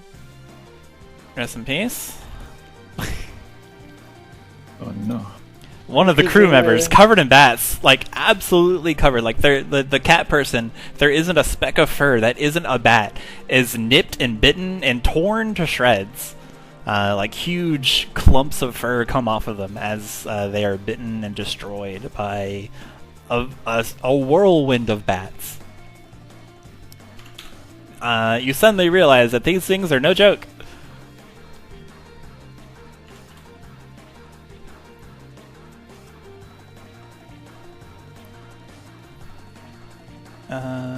20.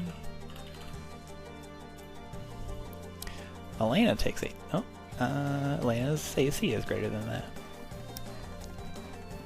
And then punctuating the the question of what have we here, a flurry of projectiles hit the deck. Just it makes that noise too, like they're in quick succession. Just pow, pow, pow, pow.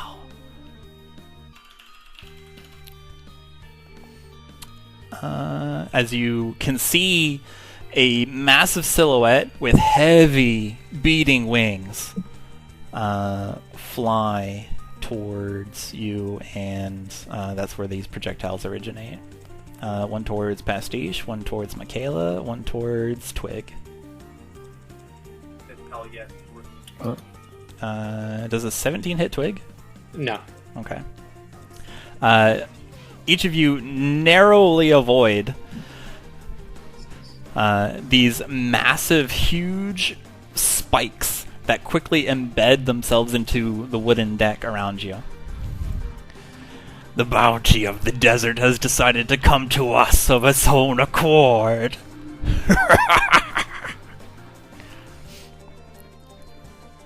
Which brings us to Chuman, below decks. It'll take you maybe like half your movement to get back above. Why is there a fish? The fish. Hanging out. The fish are long gone. Okay. Oh, did I? Here we go. There were fish, but now they're not.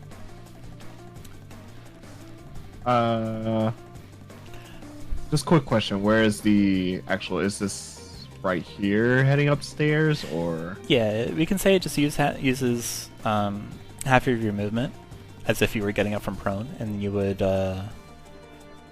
arrive here. Okay. As Chuman is hearing all the sounds, noises, and then hearing a bellowing voice, Chuman gets up and runs atop of the deck to see what's happening. Bats, wings everywhere. Someone near the bow is screaming, covered in bats. They're in my hair! Then they gurgle and then they fall to the ground. And the bats flap all their wings, and just this whirlwind of bats comes pouring towards you.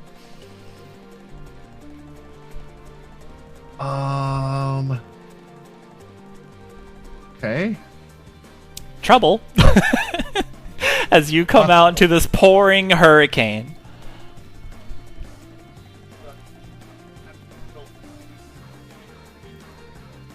Right here? The aptly named Puncher punches a bat out of the sky. You see, you see, just this mayhem, Chuman, is what's going on. Mayhem. One of them punches a bat out of the sky, then runs over to punch another bat. Damn. Did the Ozzy Osbourne just like grab it, bite its head off? Yeah. It's a boar, so he just grabs it, then tosses it. We're all in group initiative, but Chuman, you have priority here. Right. Chuman is going to.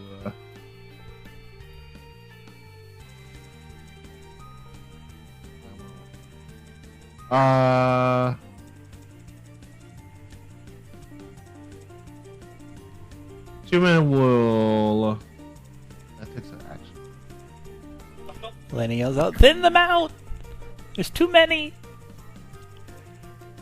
Chuman is going to quickly move over in front of Xalia and next to one of the crewmen, and is gonna kind of like push the crewman out of the way of the bats, and then puts his hand out towards the group of bats. Okay, cool. They need a Constitution.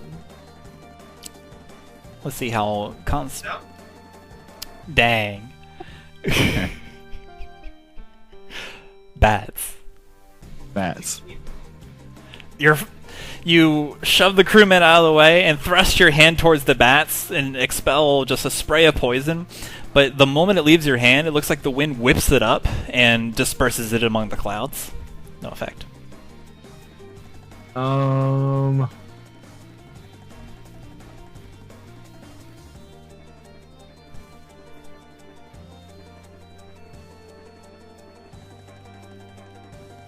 Yeah, I think that's it for now.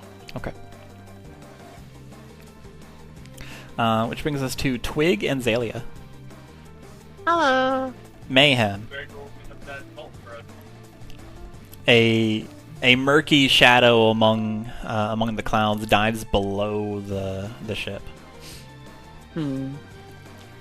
I think Zalia's mindset is, so anyway, I started pressing burning hands. Yeah, I think Twig's gonna want to get out of there. Would I be able to the climb ship up? is winning. Would I be able to like climb up to the upper deck next to Pastiche? Yeah, climbing would be half your movement. Oh yeah, I got more than enough. Okay, yeah, you're good. So I'll go over there.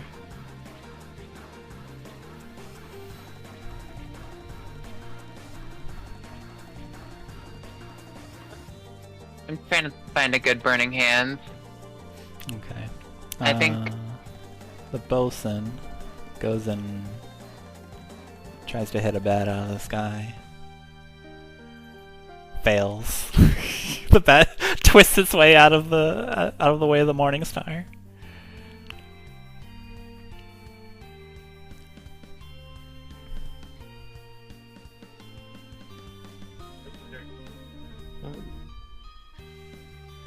Are you finding the angle? Mm-hmm.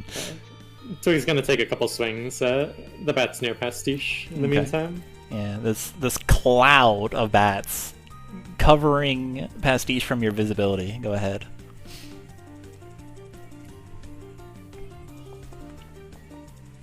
$19 hits. Okay. 7 damage. Let's see here. Yikes! 29. Rogues. High level rogues. Let's see here. You do manage to thin out quite a few. There, as you go and stab and like you shish kebab a couple and then you swipe at the others, it's that there's more than you thought. But you do manage to take down quite a few of them. As you can see Pastiche again. That's good news. This is my burning hands. All right, Radical. Oh my god. A gout of flame flies towards you, Makayla, and then suddenly it's whisked away by the rain.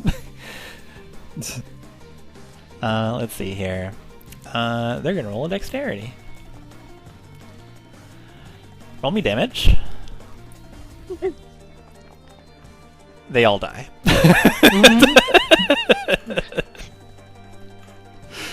We're helping. Xalia, having like evacuated the middle of the storm, is gonna retreat to the center. Okay. Yeah, like puts her shield up, like cowers against the fire, like be careful. It stopped before it got you. You see this? You just got lightly toasted. Yeah, just a you little see more. this knowing look over Xalia's face. He just kind of like nods towards you. It's like, you know, you're fine. Let's see, which brings us to Makayla and the matey. Yeah.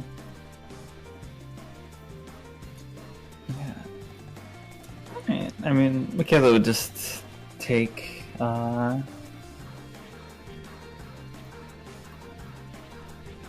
Aiden's pledge and bless up. Start going on. Okay. Alright, where is it?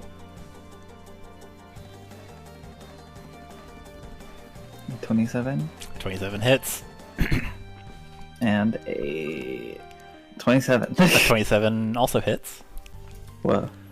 Crazy. Yeah, you pelt this 10, bat out 15. of the sky like a baseball. Mm-hmm. Scream, scream, scream, scream, scream. Alright, that is my turn. All right.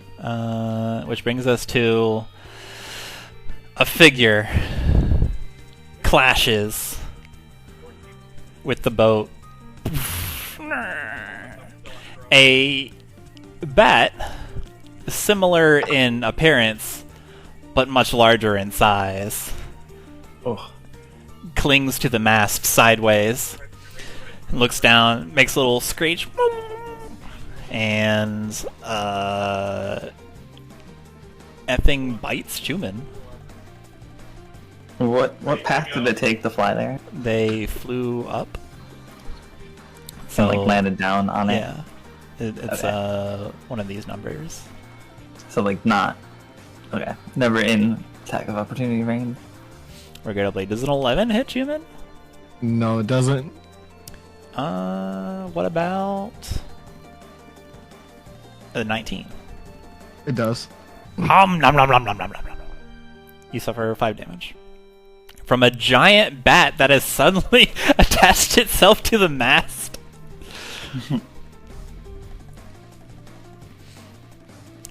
Which brings us to Pastiche.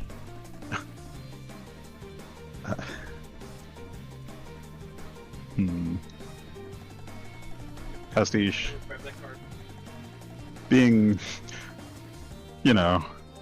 buffeted by bats in more ways than one. Kind of regains their balance. Apprises the situation, sees this giant bat land on the mast, and is gonna try out a new trick on him. A new trick. Pastiche swipes through the air, motioning like a few small strokes that form into some bugs, and they're gonna try to sting that bat. Oh snap! Okay. The swarm or the singular bat next to you. The big one on the mast. Oh, sorry, it's a big one on the mast. The big old bat. All right, let's see. The one you can't.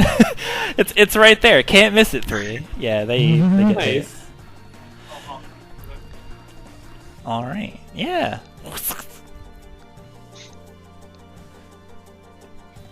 It squeaks in pain. Squeak. And falls prone. Okay.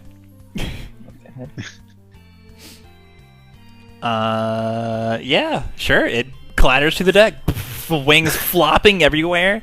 The leather of the beast's wings like flopping against Xalia and just kind of like causes you to stumble a bit, but you regain your balance in your space. It is pro. Cool. That's a cantrip? Huh. Sure is. Cool cantrip. All right. Anything else? Yeah. Think? No, actually. Wait. Yes.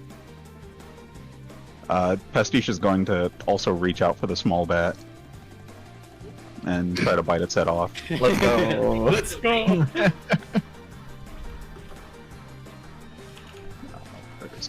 So fucked up. You bite, I bite back.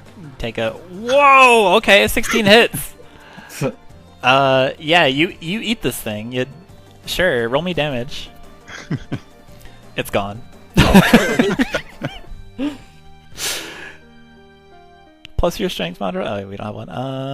You gain Twig, temporary like- hit points. Oh my goodness. Twig flinches back a little bit. Yeah, just as the bat is devoured and added to Pastiche's soul. Oh. It's just a bat. That she says. Alma, being beset by bats, yells out, "I'm not quite sure what is out there, but I would like to remind everyone that we are thousands of feet in the air. If they try to attack the ship, then it should be our first priority to not let them do that."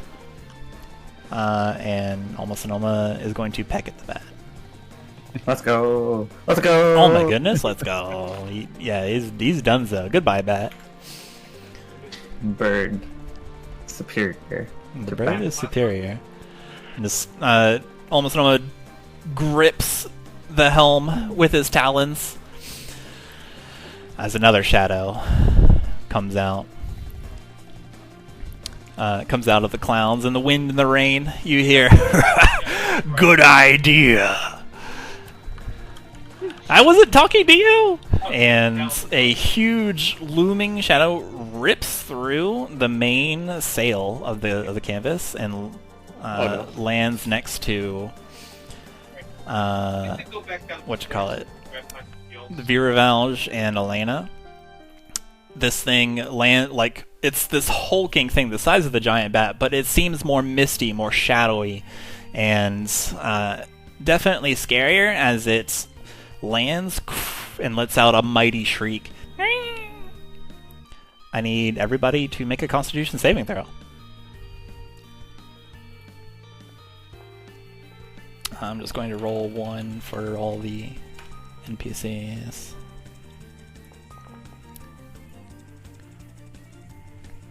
Let's see here. +2. Alright. All of the non-player characters are paralyzed as they are and like Makayla.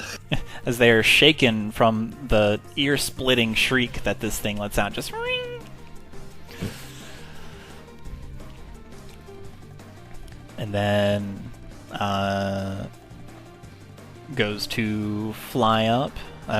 Flies up and perches on top of the mast, like on the top of the top, and it raises its claws to grip into it, and it looks like it's going to turn around and claw all the way down. Which brings us to Viravalge, who is going to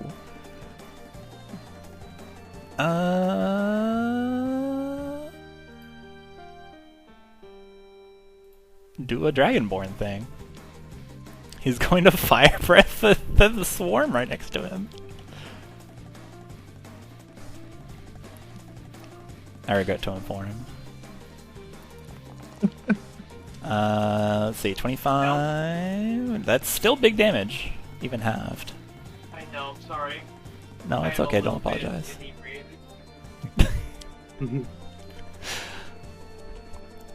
Alright. Which brings us back to the swarms. They're okay. 2 swarms. Pastiche, Viruvalge.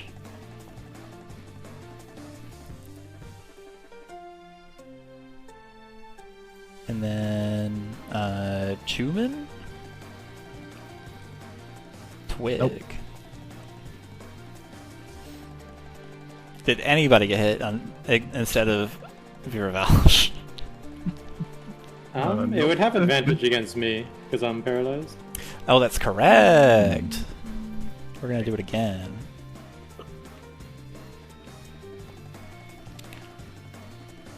I tricked him into rolling lower. Alright. Viruvalge takes double this because he's paralyzed. It's an automatic crit. Viruvalge is suddenly bleeding everywhere from his scales. He's not looking great.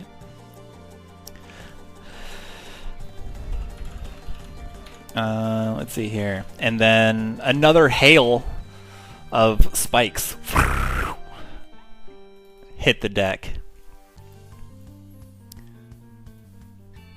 Let's see here. Makayla?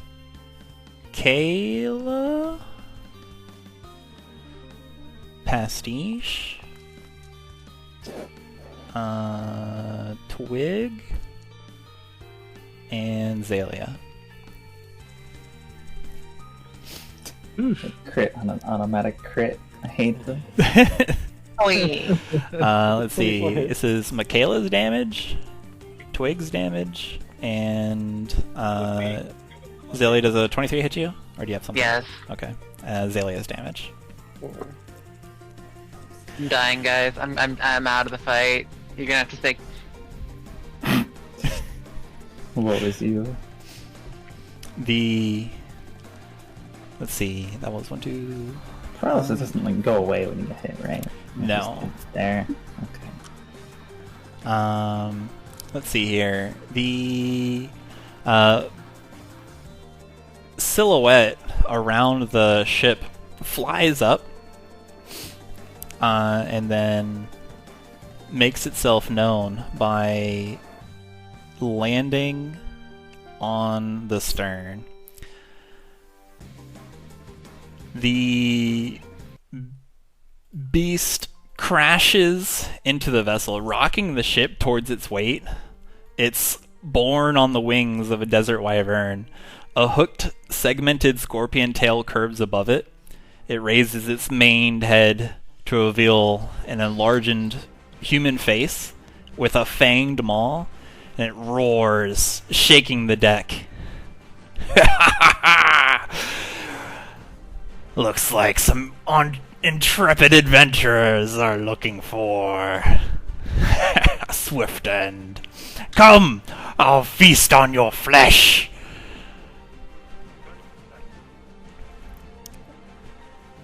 Which brings us to Chuman. And everybody else. So yeah, group initiative, Chuman, Elena, Twig, Xalia, and Makayla. So this bat next to me fell. It's prone. Yes. Correct. I thought it was Makayla for a second with the brute moose. I was like, where did you get that? This dude's having a tough time hitting this bat. Oh, I forgot the bats. I would like to 26 this bat next to me with the whisper. Oh my goodness, that hits. Chuman's gonna take a quick look at everyone's injuries. Yeah, you quickly glance out across the rainy deck, the rain-slick deck. Viruvalge is not doing so good. Pastiche is covered in bats.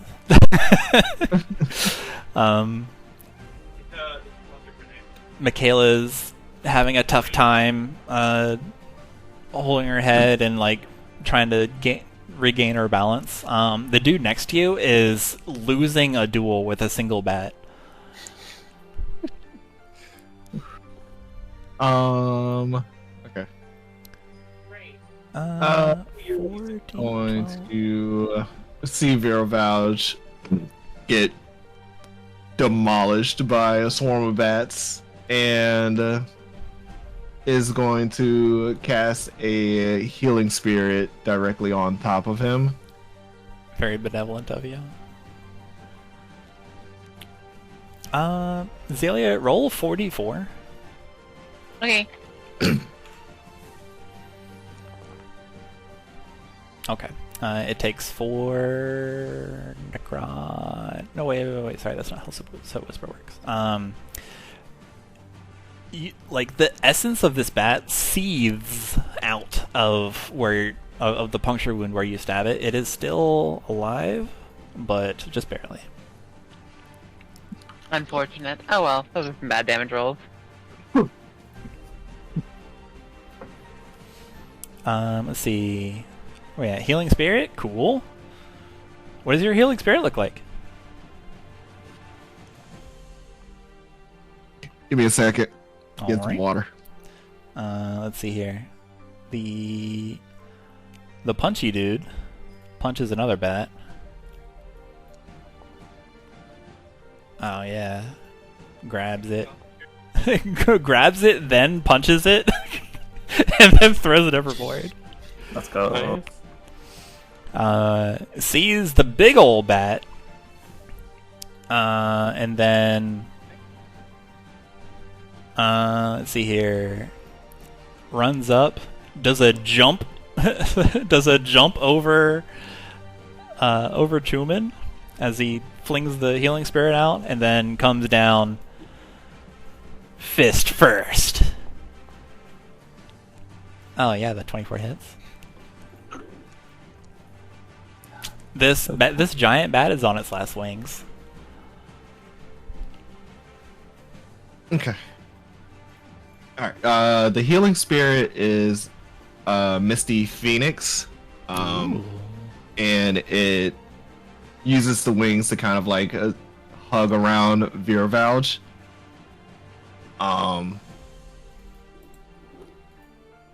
And as for my turn,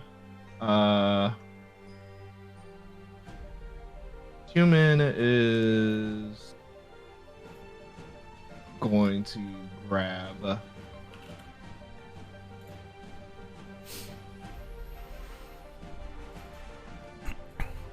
I forgot about the bats.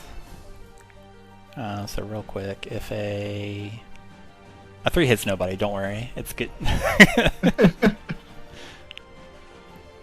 It has advantage on me and Twig, I think, but Chuman is gonna take out his rapier A natural one that is he had 18 picked up health. from the previous fight, Mm-hmm. and it's gonna first slash at the prone bat behind him. Okay, I'm liking it. You have advantage on this. Okay. 26 definitely hits. Ho! It'll be 5 for that. You slayed the giant bat. You insert your rapier into it. It sinks in. It gives like a little wailing, defeated squeak. Question for how Etra attack works. I can't direct it to a second. You can. I can? Yeah, Okay. it's just you simply have 2 attacks. Oh, okay. And then after sinking the rapier into the giant bat, Chuman pulls it out and then flings it right at the swarm of bats right behind him. Let's go. Would this be advantage just because of the other person right next to me, or no? No. There are simply too many bats to gain advantage. Unfortunately, a 9 does miss. You stab it through, and the bats just whoop, fly open a hole, and your rapier goes right in, and they immediately just congeal back into it. Fair. Yeah, and that's it Okay. for Chuman. Elena is paralyzed. This dude is losing the duel. This matey is underneath. No, he's over here. He's gonna hit this bat. No, he's not. It's okay. I was multi-attack. He's losing. Let's go! We are so back. That bat's gone.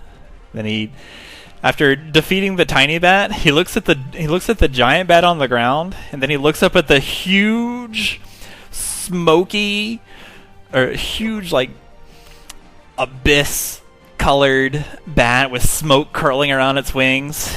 You can see him kind of like hesitate, and he takes a step towards the cabin door. Chuman's gonna see if he can kind of like direct him to the smaller bats. Sure, make a persuasion or intimidation or whatever. What do you yell out?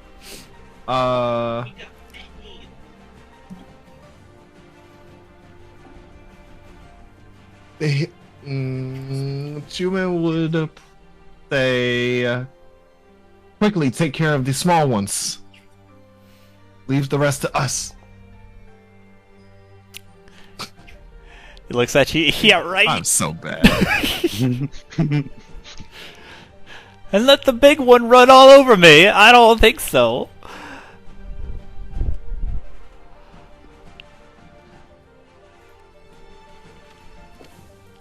Let's see here. So yeah, that's actually the rest of the party. Yeah. Did Elena do anything? Or is Elena's Elena paralyzed. Paralyzed. Okay. Makayla's well, here, let's. Makayla's paralyzed. Xalia's not. Xalia, did you already have your turn? Yeah, you did. You hit. You did it, Debbie, yeah. Pastiche. Yes. You are the remainder. You hear Alma Sonoma yell out, I can either crash us into the ground, or I can cast some kind of spell. Your choice. I think I already know what the answer is. There is a huge beast next to me. I would rather it not. You hear over the din of the hurricane.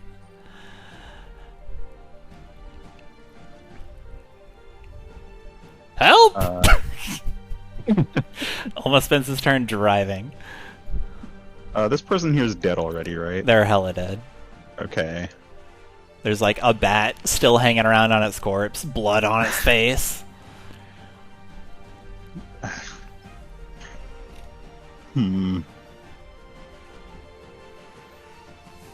There's 4 bats hanging from your biceps. Pastiche looks to Twig. We've got to take care of that beast. Grabs him by the wrist. Points skyward with the other hand.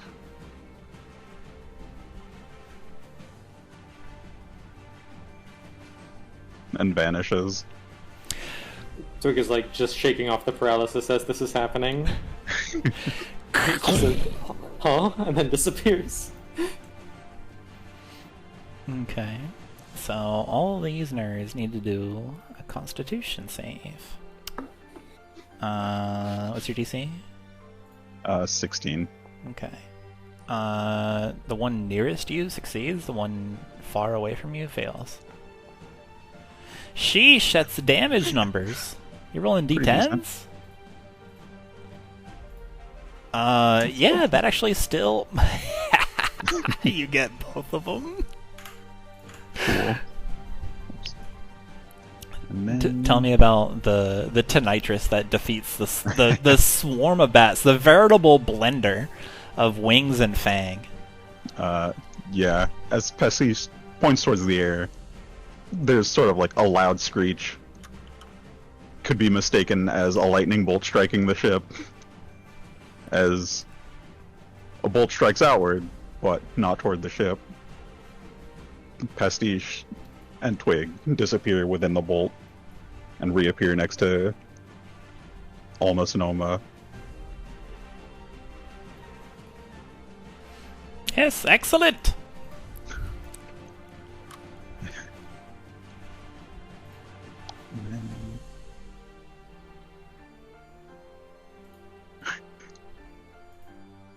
And then Pastiche is going to take a few steps back. Nope, nope, nope. The other way.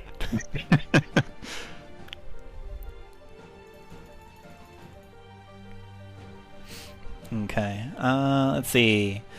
The Gloomstalker's turn.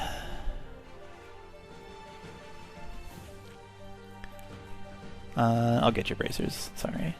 The Gloomstalker's turn. With the deafening shriek, it echoes around. It takes its talons, grips them into the canvas of the sail, and drags them all the way down. This hideous ripping sound as your primary propulsion mechanism is ripped to shreds. It looks at you, Xalia. Hello. And it bites you. Bites Chompies? out at you. It's time for chompies. 21? Yeah, I can't do anything about that. You suffer 20 damage. Owie. 9 of it is necrotic. You can feel as it bites into you and it pulls away not only your flesh, but part of the stuff that makes you you. You feel not only a gaping hole in your collar, but also in your essence. Let's see here. It is then going to use its claws, jump on top of the punchy dude next to it. Oh no, another team disappeared. Bang. I'm sorry to say that hits. Let's see here. Another lot of damage as it grips into the shoulders and starts immediately just like cat scratching with its hind legs into the shoulders, tearing him to ribbons, and also grasps the corpse and flies away and hurls it over the edge. This dude is omega dead. See your blood. Oh. See your bud. And then it begins wheeling back around towards the bow of the ship.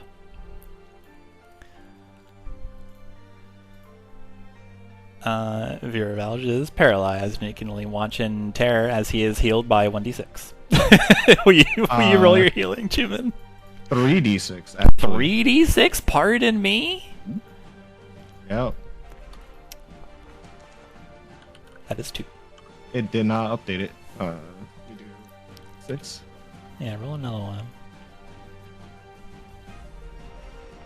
No moss. Dang, strong roll!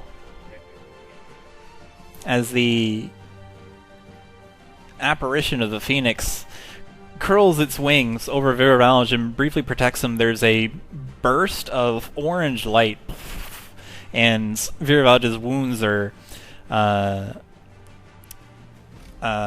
seared shut and his blood burned away, and he feels strangely warm and cozy, and he comes to his senses and looks around, starts swatting at the bats above his face. Get on, guy here! And as more bats swarm the ship, as you're pelting away, charring some, the smoky bat wheels back around for another pass of who else it's going to take away and remove from your delivery mechanism. And the huge winged lion-like beast monstrosity leers towards the raven responsible for ruling over the Knowledge Academy of Duralesk. Haughty guffaws coming from its mouth. That's where we're in tonight's session.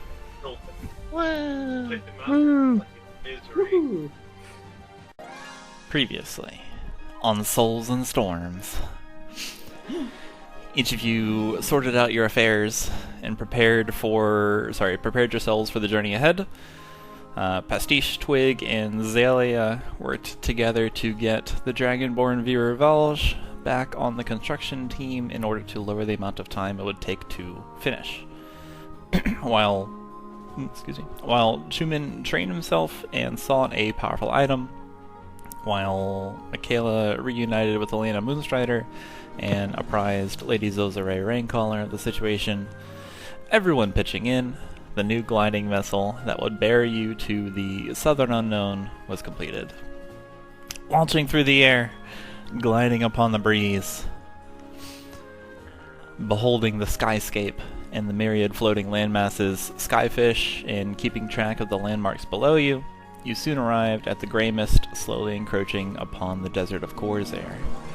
Passing through, the smell of water hits you like a truck, and you realize immediately, because of course it's storming and hurricaning here, that it is a curtain of rain around the Lost Kingdom. This revelation was cut short, though, because as you shot through the forever storm, hunting monstrosities descended upon your ship. A flurry of bats biting into you, accompanied by a devious manticore firing poisonous spines from their tail, the ship yawing under its weight when it lands heavily. Wet gales whipping around you, bats in your hair. Vira Valge, what would you like to do? Well, first off, I'd like to recharge my fire breath and get real mad and smash all these bats with my war pick. You can do it, Vira Valge. Let's see, 15 hits. Oh my god, he actually can? 13 damage. Let's see here. Yeah, not quite. I'm gonna do it again! 24 still hits. Go and roll damage. Nice. Okay, so Vira Valge takes out his war pick, roars as only a Dragonborn can, and starts whacking and hacking at these bats swarming around him. They're just all in his scales, flocking to him, covering him in wings, and he just rips them off, slaps another one out of the sky with his war pick, impales another one with the other side, and then as he's finished and he destroys all of the bats near him, he lets out a mighty roar. And after that, I would like to take a sip of beer. That's my turn.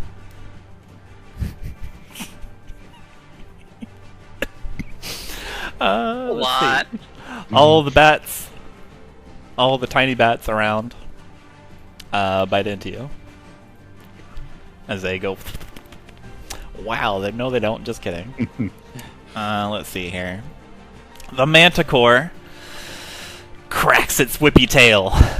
The scorpion stinger opening in 4 places to menacingly show off the spike launchers within. It looks like there's an optimistic half of the spikes remaining. And as it bellows above the rain, the smell of human flesh was unmistakable through the rain. Takes a menacing step.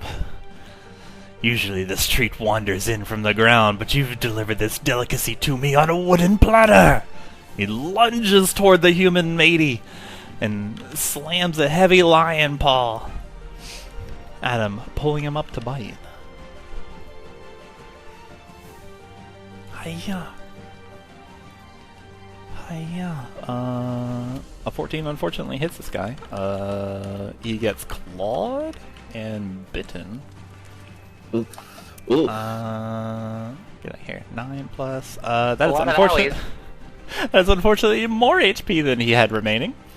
There's a heavy poof as the air in his lungs is expelled as he gets slammed into the door, and the claws sink into his chest and pull him up the railing, grinding against the wood, and the Manticore takes a huge bite out of him, rips away more than enough of his shoulder, and the matey clearly goes limp.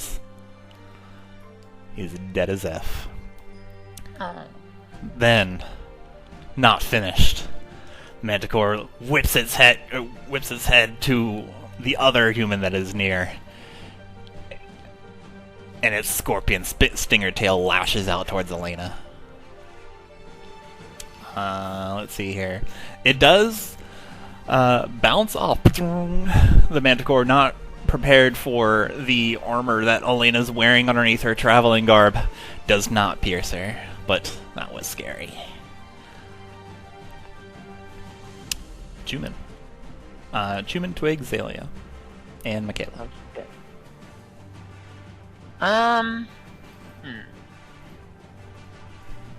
How beat up does this bat look? The bat, the small bat right next to you, or the large The bat giant flying bat. around? Yeah. The large, heavy, smoky bat looks like it's ready to find somebody else to eat. It is unharmed. No one's hit it yet. Okay, I think we're gonna have fun with this bat. This bat's talked, right? This bat has talked? Mhm. No. Mhm. It has shrieked and made bat noises, but it has not spoken language. This doesn't specify whether or not that is actually required.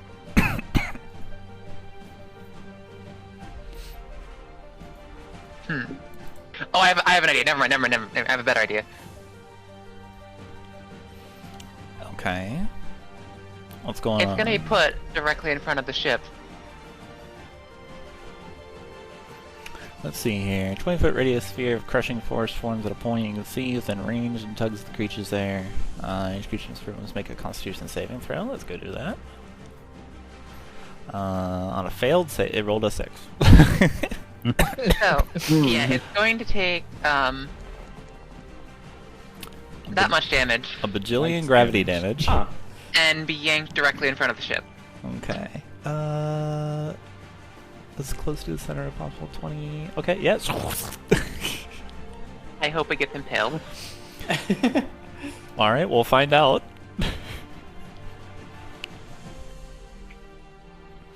You guys watch as gravity twists and turns and pulls this giant smoky bat into a little miniature sink well, and it is pulled against its will towards the beginning of the ship, and the ship, being an object in motion, remains in motion because the outside forces acting upon it is not big enough, and the ship slams into the bat.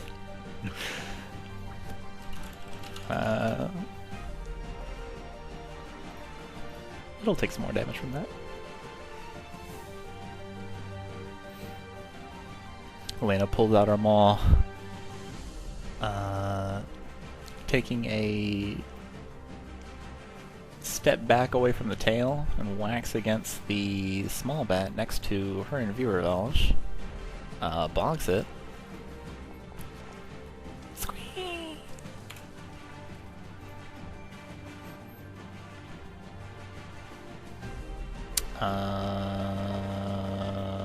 Oh, I'm sorry to inform you that that provokes an attack of opportunity. What does? Moving out of the thing's reach. But luckily, misses again. she's kind of gaming. And then, let's see here. That's it for Elena. Did you want to go first, Truman, or should I? You go first. Okay.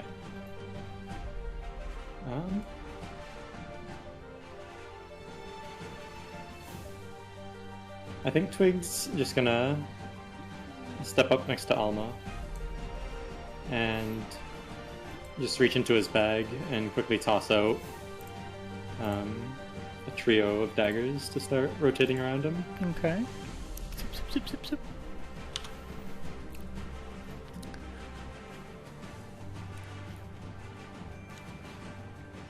Oh, it works.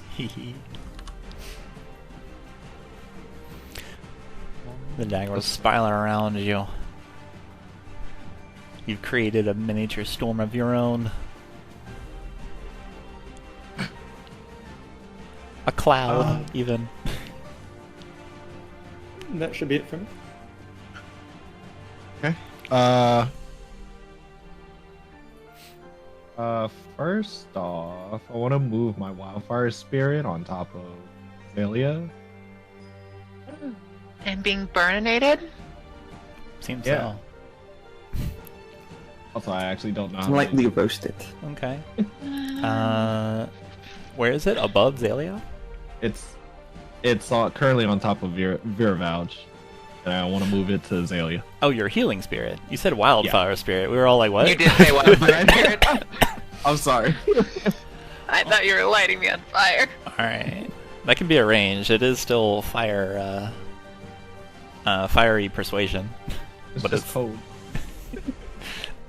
And then Chuman swirls his hands together and creates 4 rays of fire, shooting 2 at the giant bat up at the front, and another 2 at the bats next to him. Okay.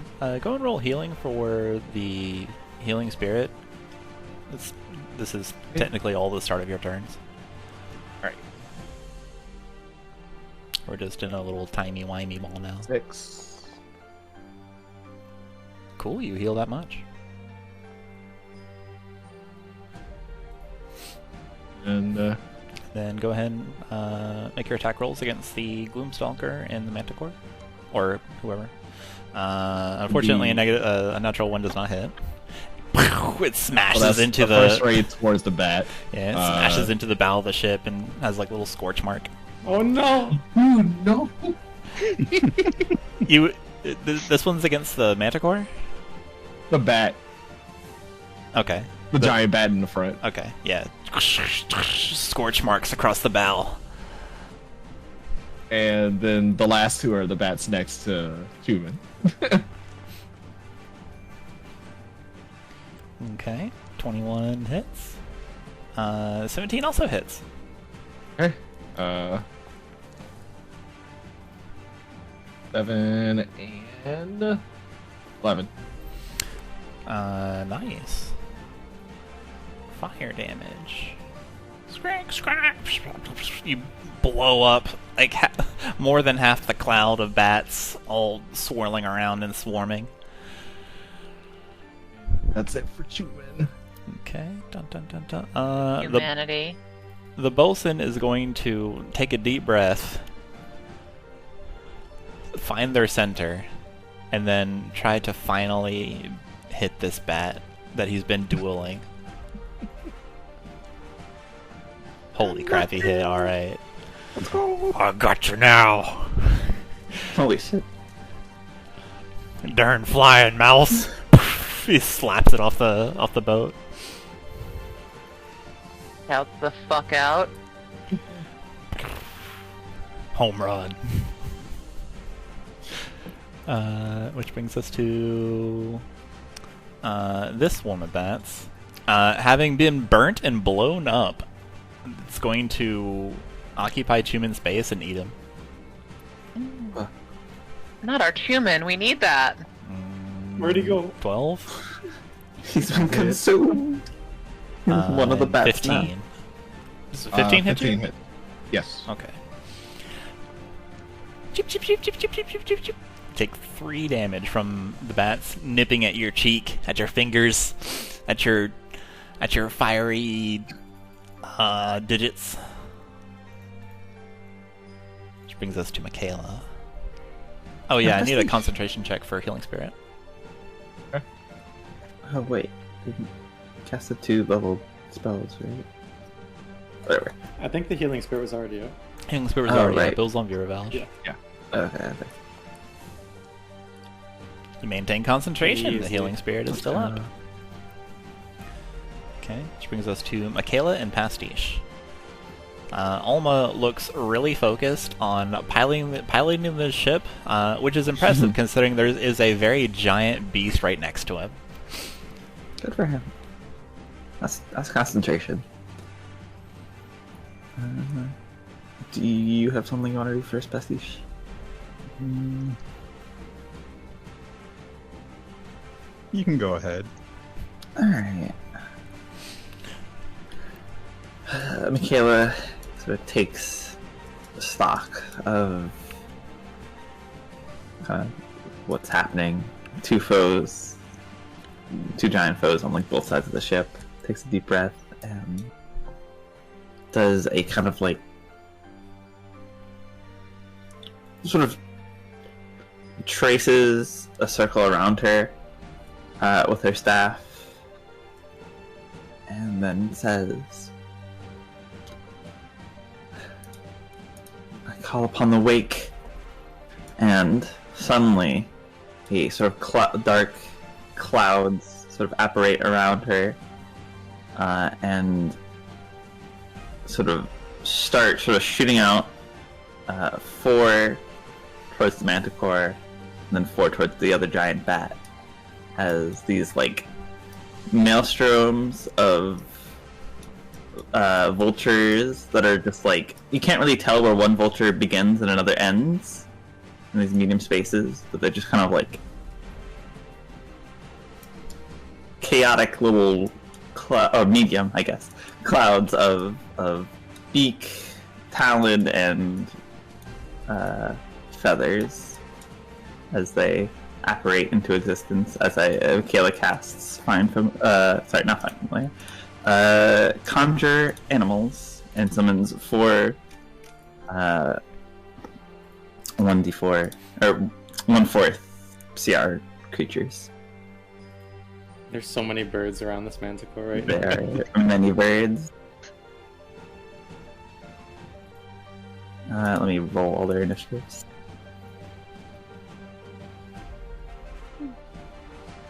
You just roll once. Okay, and then I'll go at once. That's probably better. 5.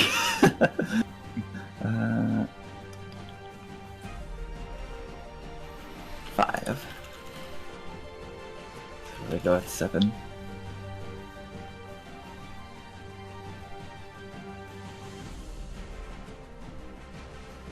And then she just casts Magic Stone. No, that's her bonus action. Ready those up. And that's her turn. Pastiche, you watch as many vultures apparate into existence. Pastiche is going to open, taking a hearty sip of a potion. Cherry.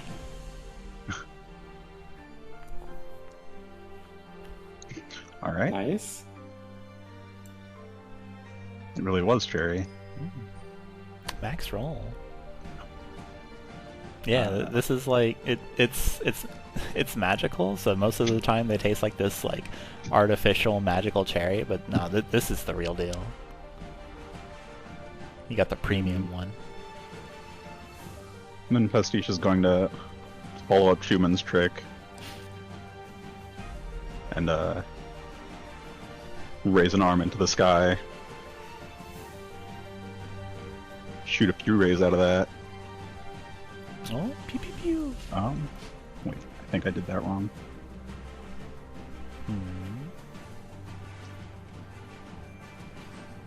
There we go, that's the one I wanted. And every single one of these is going to be directed at the manticore. Dang, manticore haters? We do hate manticores in this house. 24. That's a lot louder. Sorry. Yeah, every time you switch this rank, it gets suddenly very loud. Sorry. It's fine. 10. Natural 1. What level did you cast this at? 4th. That's so many. Yeah. That's so big. Pew pew pew pew. Let's see. 3 of those hit. Okay.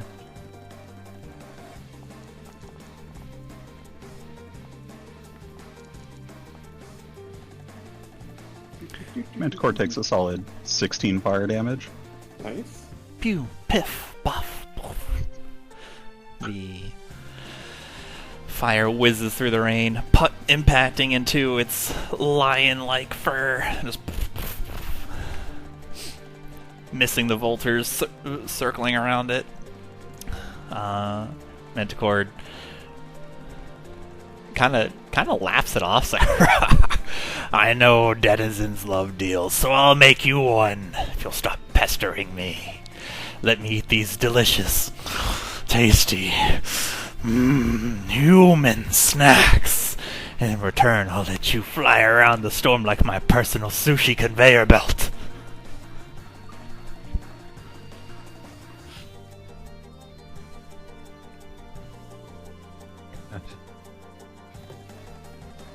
I think we need those humans.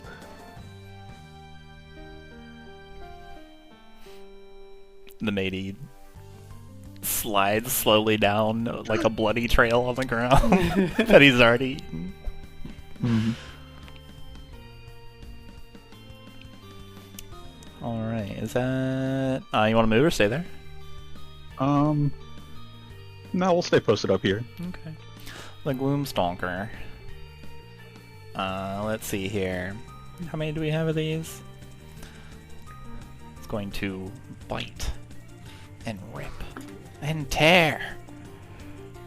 Dang, maybe not. Is it 11? It does not hit. The AC is 13. That does though.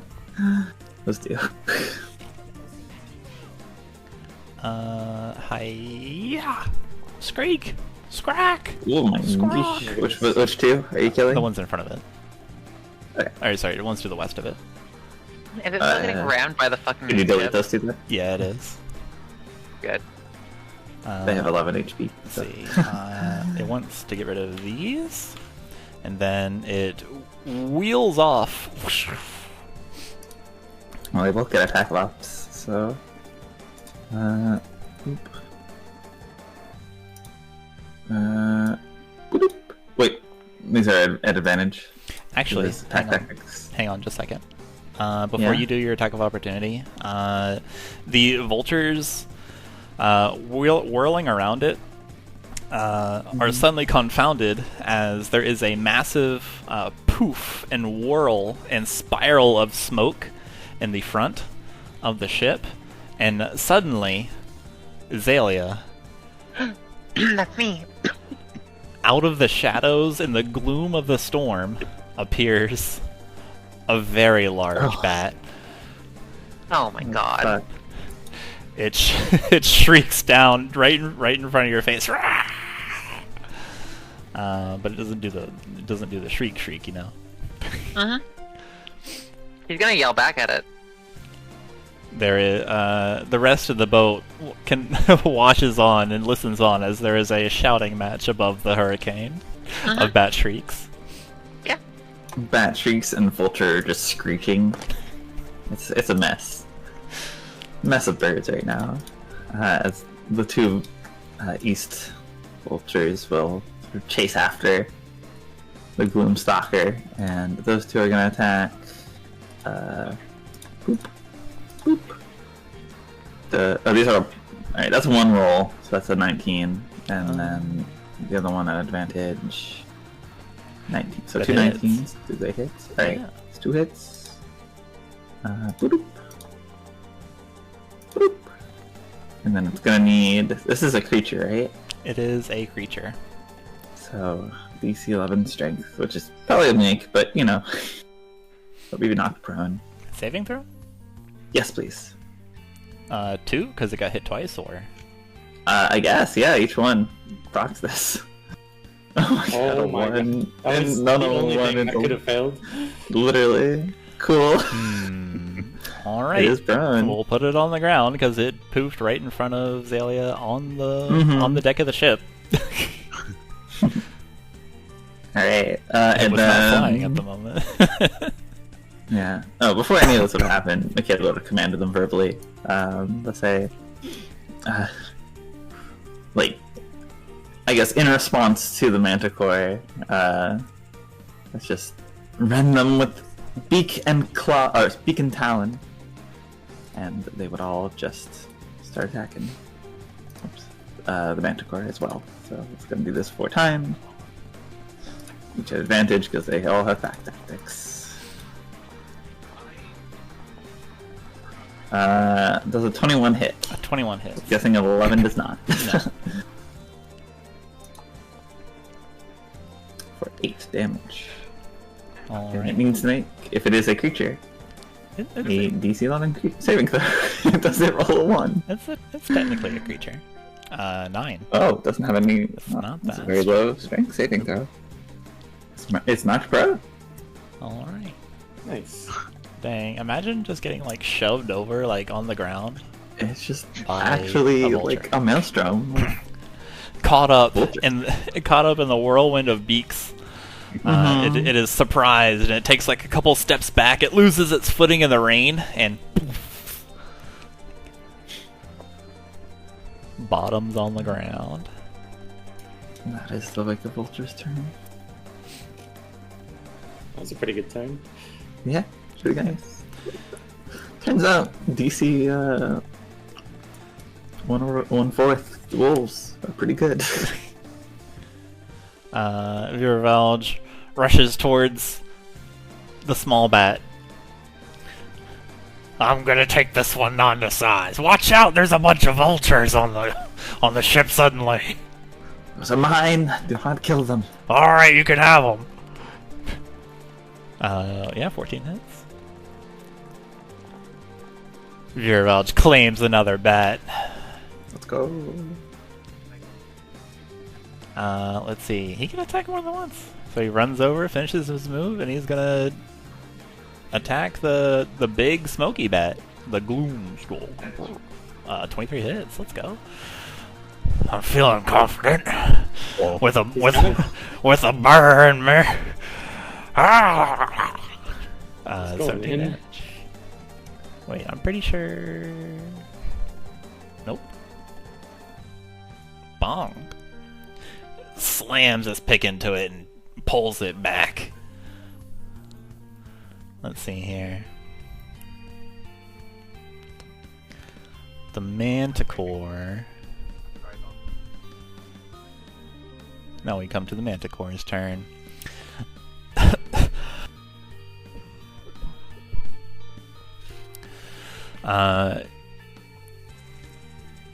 Swipes at one of these vultures with this big heavy paw. Grrr! Oh, it stands up. Pests!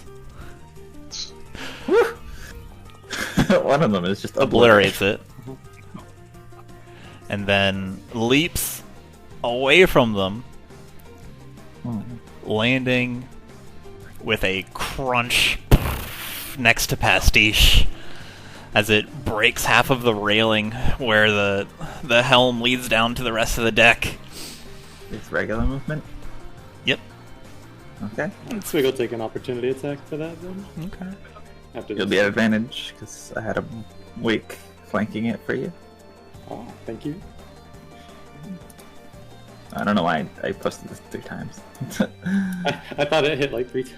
Yeah. I just need to think. Like these vultures have triple attack. 11. An 11 does not hit. Oh wait, hold on. That's an 18, not an 11. So you're all at advantage. 11 does not hit.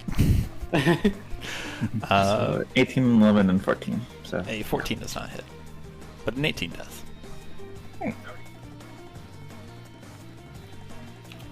And I guess it also has to do the saving throw. Oh yeah. I can't. That'd be pretty funny if it misses. That would be fair. It does. Alright, and then What a nerd.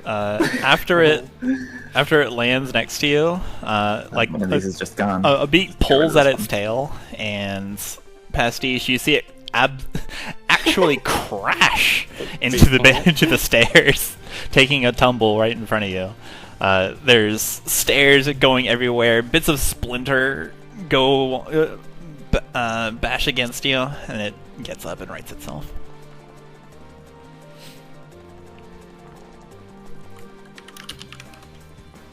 Nice. Okay, let's see here. That's some damage. It's 27. What's the D8 for? Booming Blade.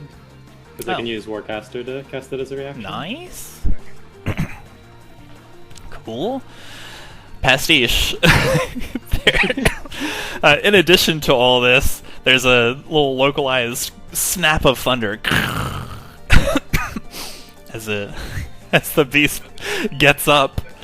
Lightning flashes, making it all the more terrifying in front of you. And then it bites you. Rude. Chompy chompy. 11. 11 whips. Okay. We tanked its crit. We're good. The tail whips behind, aiming for Chuman's chest. No.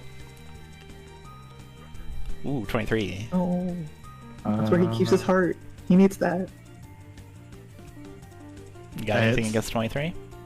Oh. I need a Constitution saving throw from you. That's a lot of damage. Alright. Okay. Still there. Let's see here. So you suffer 9 damage from being pierced by a giant scorpion tail attached to a manticore. Okay. And then you suffer 20 poison damage as this point pierces you and then injects this hot, burning liquid into your body. It immediately courses throughout your veins. Wait, you need the. Shouldn't that be 14 poison damage? Yeah. 20. Oh, sorry. I It was was looking at the 20, the yeah. total. My bad. Yeah. My bad, guys. Yeah, 14 poison damage. As this burning liquid courses through your veins, sending your entire body's pain signals up in flare. Okay. It's still in total 40. No, it's 9 plus 14. Okay, yeah, it showed wrong because it showed 28. For Yeah. the 76. Yeah, you take half of the 76 because he's Okay. did the saving throw. Yeah, so for a total of 23. Right? Yeah, 23. 23 damage you suffer.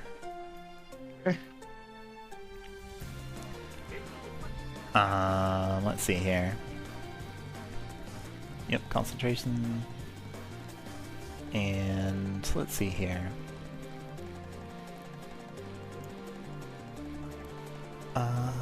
50, 25.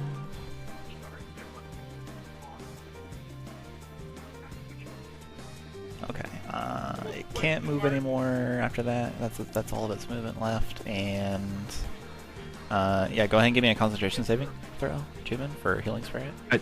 I did already. It was 19. Oh, good. No, I need one more for concentration. The saving throw from earlier is from the poison. Oh, okay.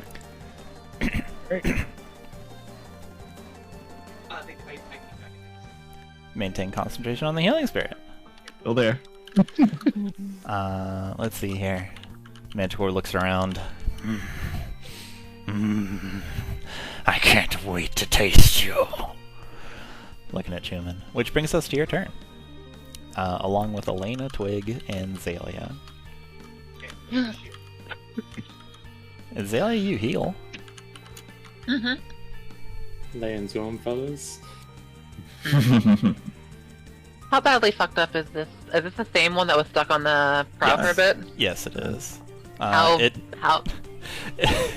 After 3d6. after the vultures and Viravalge are done with it, it looks pretty bad actually. It's got like smoke pouring out of it instead of blood. Does a 25 hit? A 25 definitely hits. Oh, did you cast Alright. Healing Spirit on 3rd level? Yeah, I did. Okay. I think so- it's just be 2d6. So what do I No, roll it's for stabbing not- this thing in the heart with Foot Whisper? Well, first roll just the regular damage for Slit Whisper. Okay. Oh, it's just 2. And that's it. Okay. It presumably is still moving. Mm-hmm. It's It's gonna make a disappointed noise. yeah, it's flopping around on the deck.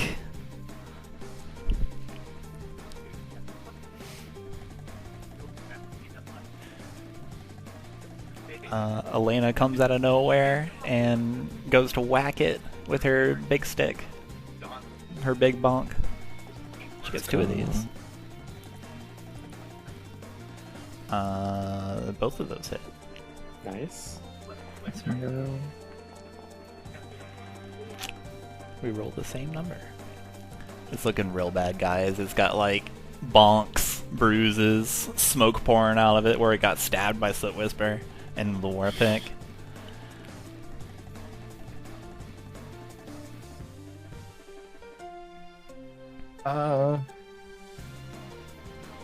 After being stabbed by the Banacor, Chuman then looks over. I won't be on the menu for today. Go. And we'll summon the Wildfire Spirit right on top.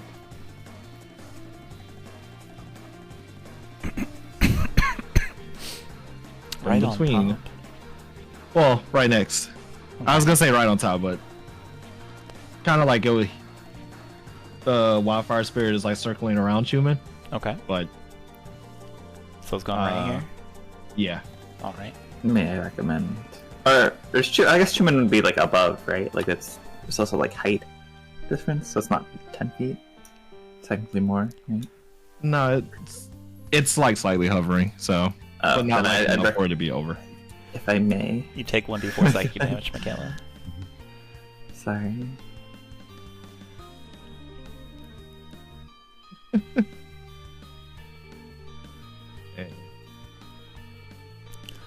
The Wildfire Spirit explodes into existence. Kaboom.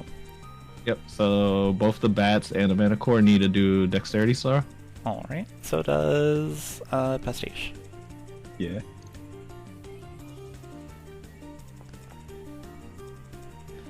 The bats fail. Manticore succeeds. Okay.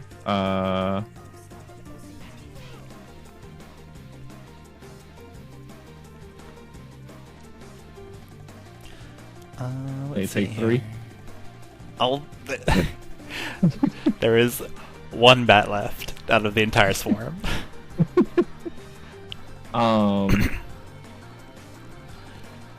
And then Chuman is going to use the ring to cast Expeditious Retreat. Okay. Actually, no, I can't do that. No, I'm not gonna do that.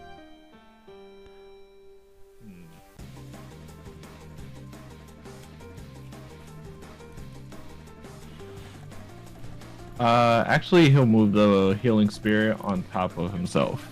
Okay. It has already healed Xalia, so it'll heal you next turn. Yep, that's fine. Okay. And that's it for Chuman. Okay. The Manticore snarls at the yet another thing in front of his meal. Oh, I think the Healing Spirit should heal now, right? Because It already like, did for actual- Xalia.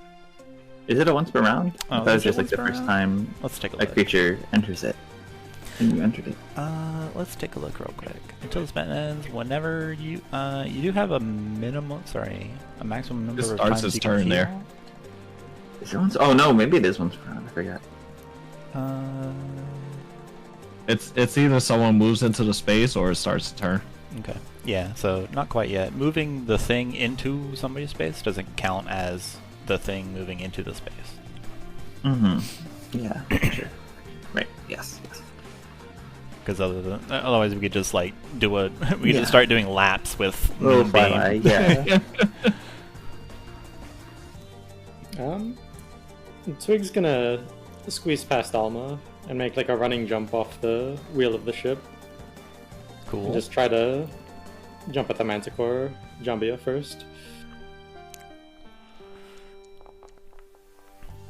Let's see here. 27 hits. Nice. Beset on all sides.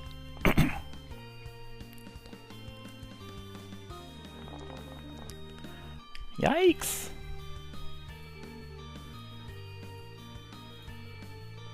And he's also gonna take a follow-up slash with bookmark. Hiya.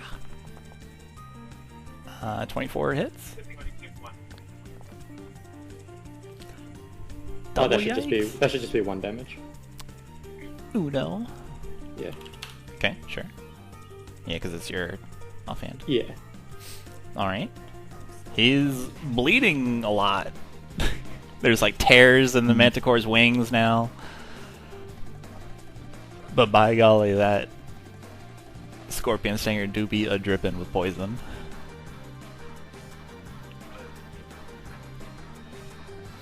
Let's see here. The bosun is gonna hit the big old bat, emboldened by everyone else hitting it.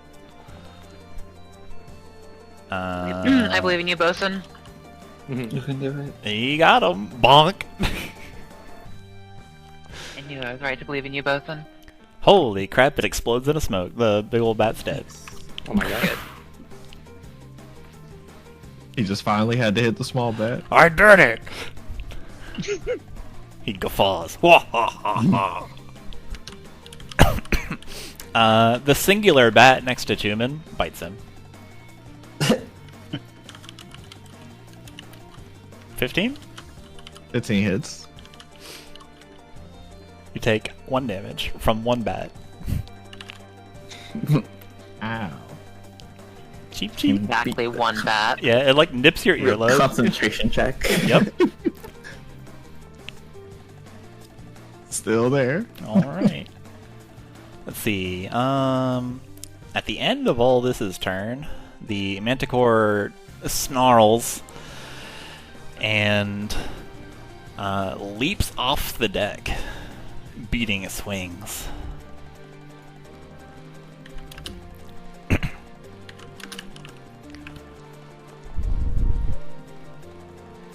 That's for the booming blade.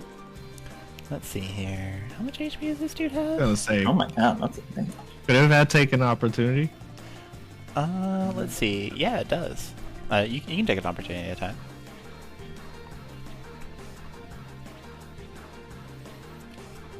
Considering. Let's see here. I don't think you can opportunity with a ranged weapon. No, not with a ranged weapon. Only with a melee Oh, not weapon. with range? Okay. Yeah. That makes Yeah. sense.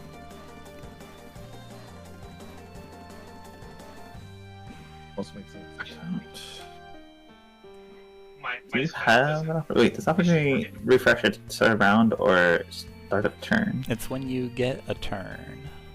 Okay, so do I get Yeah. have it back? Oh wait, actually, let me double check to see if I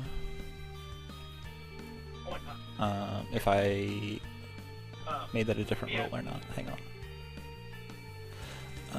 Dun, dun, dun, dun, dun. I remember writing it down and then. Okay, no, I did not change it. Yeah, it's when you start your turn. Okay. Alright. The Manticore is definitely in pain. He's like laughing as he begins to fly off, and he's like, I don't have to kill you myself in order to dine on your supple flesh. And then it gets up, and then there's a clap of thunder. And also everyone stabs it. And it doesn't get very far. And it just goes and flies, and the clap of thunder explodes around it, hitting it with a sonic damage, and it quickly loses altitude, and instead of flying off, it instead just falls down. Just No, our loot! Okay. Can I get a dexterity saving throw from everyone? Oh boy, my favorite. Oh boy, my favorite.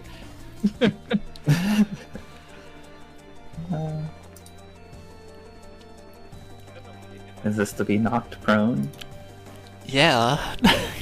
It is to be knocked prone. I hit the button and it didn't go through. Let's try that again. There we go. I might add a 1d4 to this. You might need it.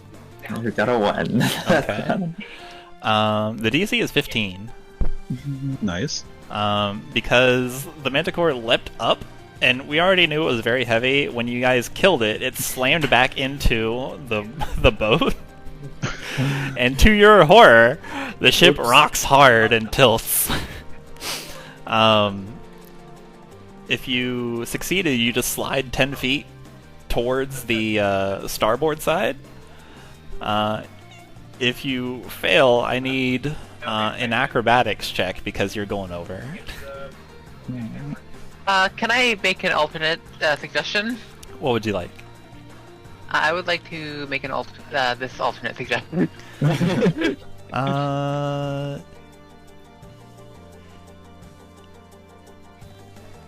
All right, that's a valid counterpoint.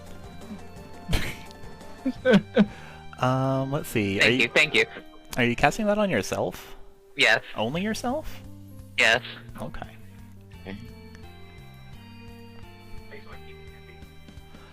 Goodbye, Elena. No. Yo, we'll be revouched though. Whee. Hold on.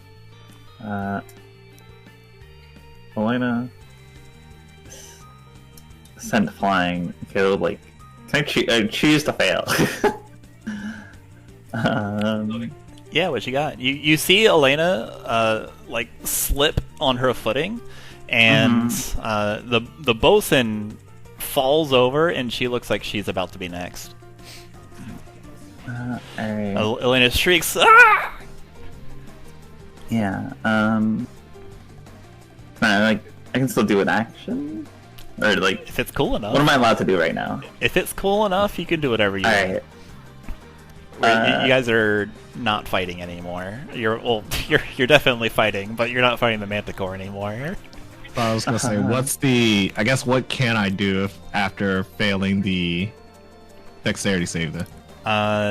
You are hurtling towards the banister. You don't have any footing. It's rain slick deck. It looks like you're going to fall off unless you have a great idea. Because I did do the acrobatics check, so Oh, what did you get here? 20. A 20 is pretty good. What do you want? You could, at the last moment, you just poof. Your body is off of the boat, but you reach out and grab one of the wings, like grab one of the scantling in the wings, and you are off the boat, but you're safe. Your muscles are crying out in pain. The blood coursing with poison, screaming. But you are not falling yet.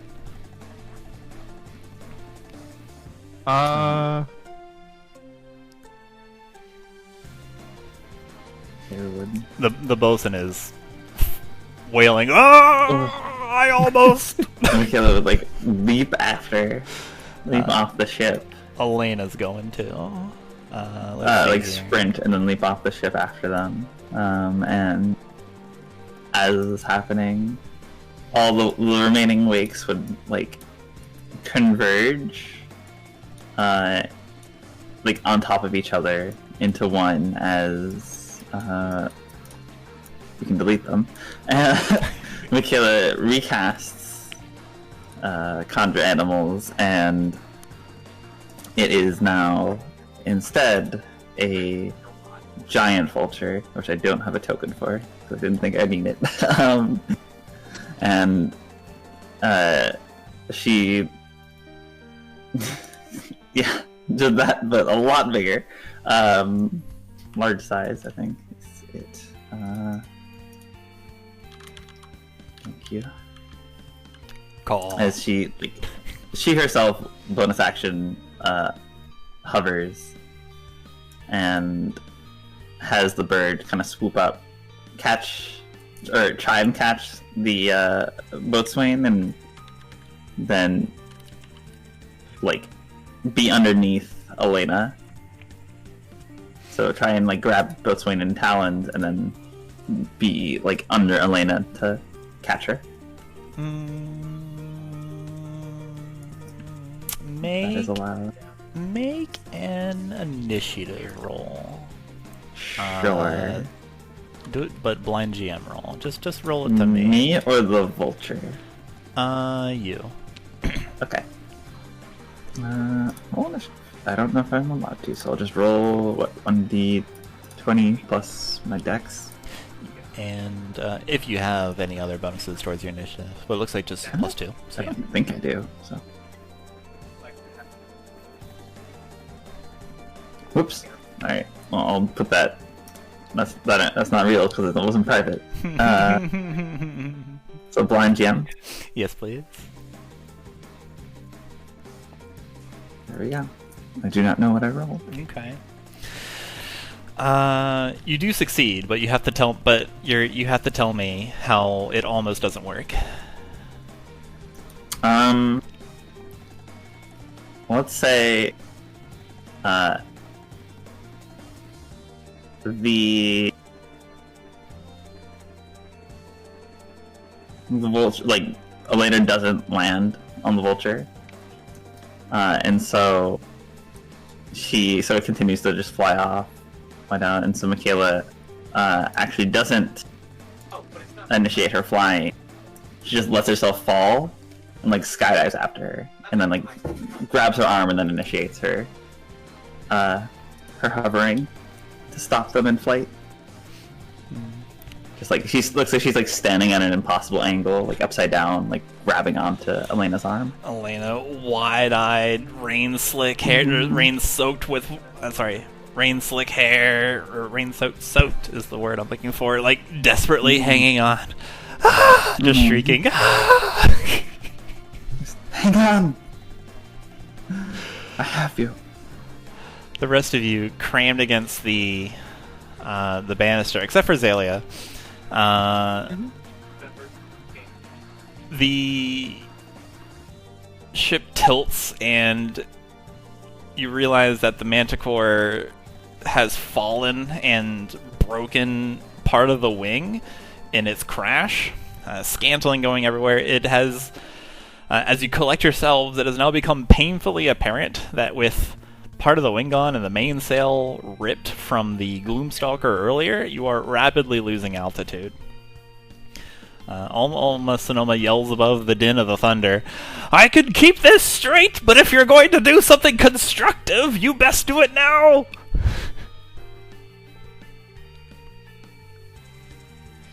Oh wait, I get 2 giant vultures. Because, yeah, they're 1 or lower, not 2 or lower, so I can get another one. Okay. Call. Yeah. It's not, the Manticore, like, corpse isn't still on the wing, right? It's just, like, it's split off. Yeah, it has, like, it kind of, like, bounced again, and then fell off. Okay. Where combat's done, there's some people dead. There's a single bat harrying Chuman. It's just, like, nipping at him. The ship is going down unless you have a very convincing idea. You have precious moments before you collide with the dunes, and looks like there's a city below. That's probably not good.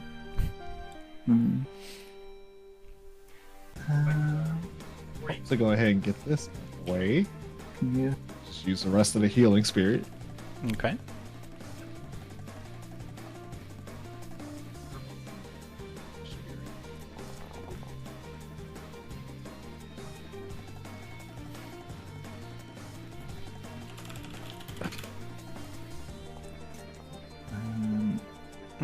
I think with the increased speed of the ship falling, the bat can't keep up with it anymore, and it like flies off, or is left behind bat. rather. Singularity bat. Huh? I was saying goodbye, singularity bat. It was a fighter. Held in there. I think Twig would just try to help Alma, like, wrestle with the wheel. I can't imagine he's having an easy time with that. Yeah, as you go to help, as you lurch away from the banister and you go to help Alma, you see him like clasped onto the wheel. He's spinning.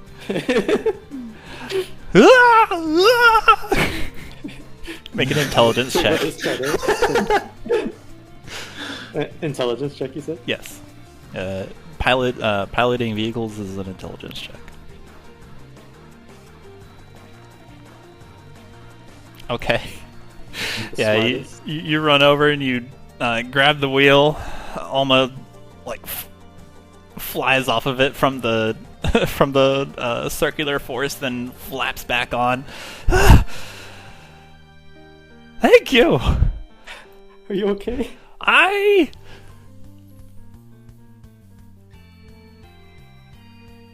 will answer that question later. No more questions. How close does it look like the ground is? It is rushing towards you at a rapid pace.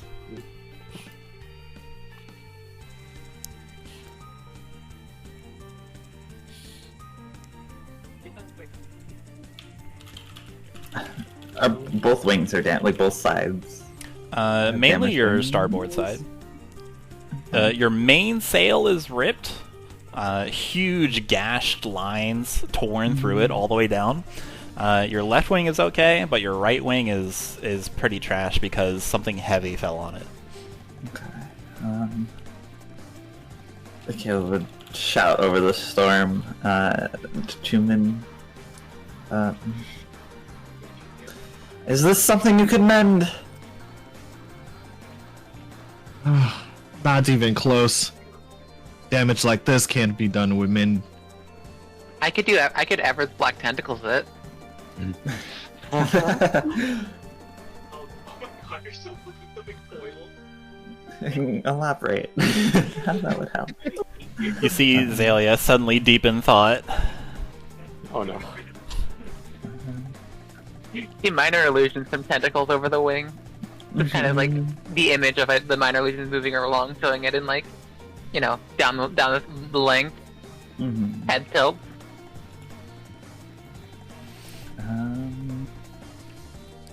The rush of wind roaring past you all as indecision paralyzes you. Can I mean, I've already done a lot currently, but am I still able to do something? Are you even on the ship right now? Kind of no, actually. I'm kind You're of not letting here. it like fall. You're not there. Yeah, Xalia is flying. Pastiche is still just kind of holding onto the railing, looking over the edge, seeing how quickly the ground is approaching.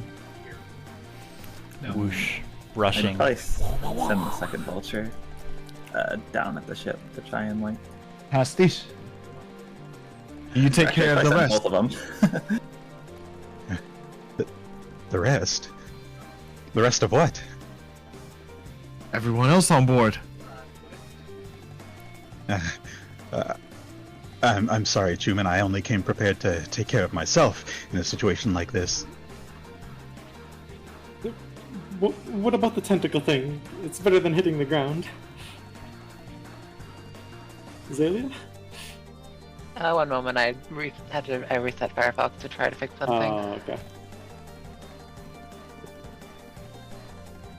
It didn't work. Okay, she's gonna, you pose it to her. She's gonna come over, land on the ship, and we're gonna fucking... we're gonna go tentacle the wing together. Okay. Make an Arcana check. Alright. You need to tell me how this works, because I don't understand. So, you know how normally they just kind of grab things and hold them there? Okay.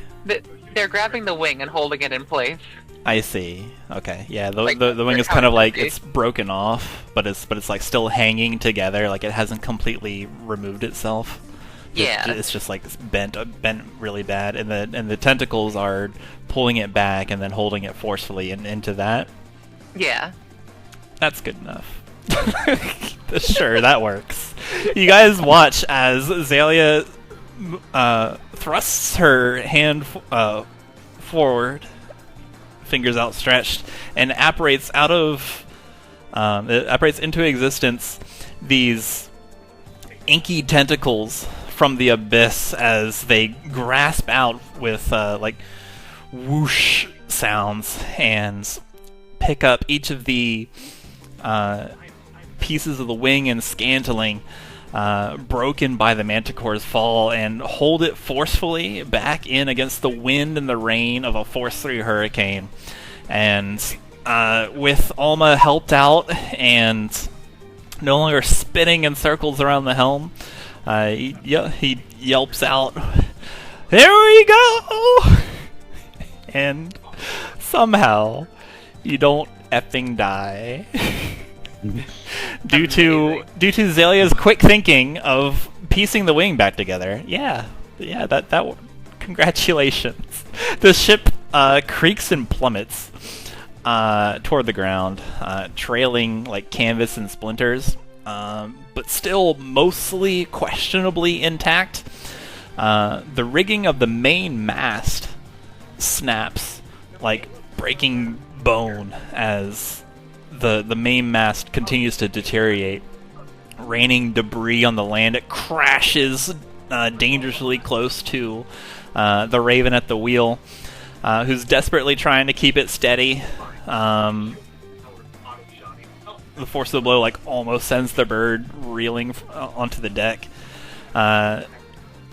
You do manage to coast and not come to a life-shattering impact, but you do end up without a main mast, gliding, falling with cramped style.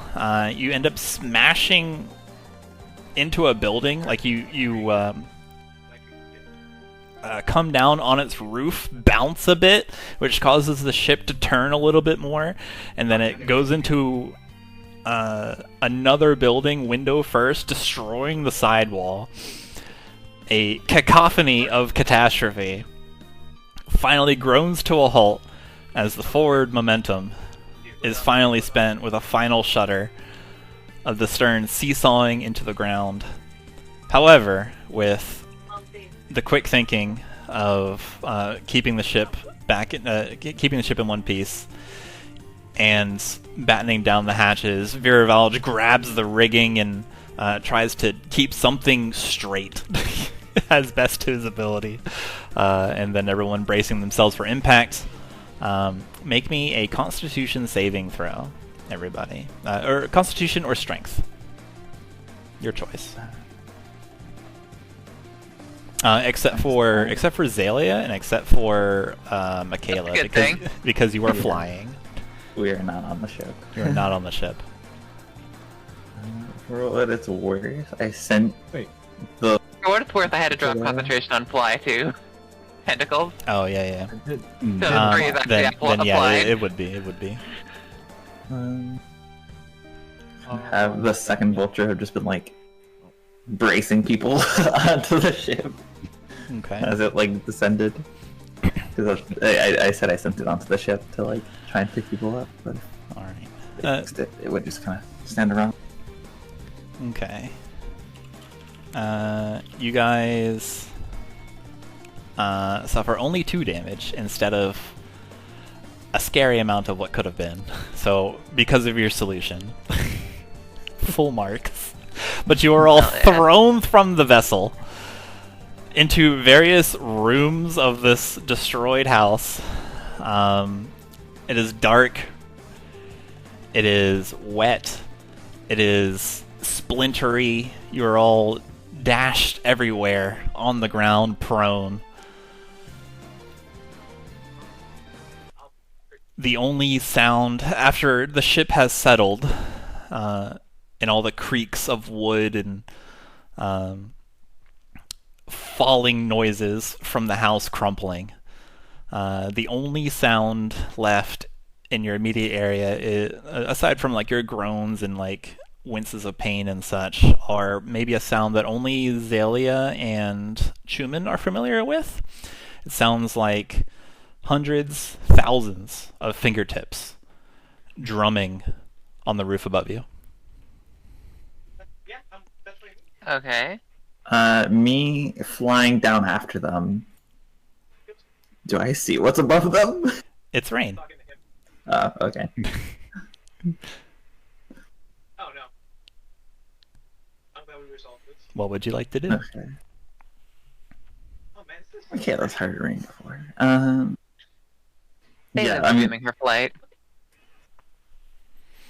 Makayla's like swooping down, or I'd say like at this point, Makayla would have positioned the vulture so that she and Elena could ride on its back, and then the poor Bloodthorn would still just be in its talons, but Makayla would be like, "Are you okay? Let me go!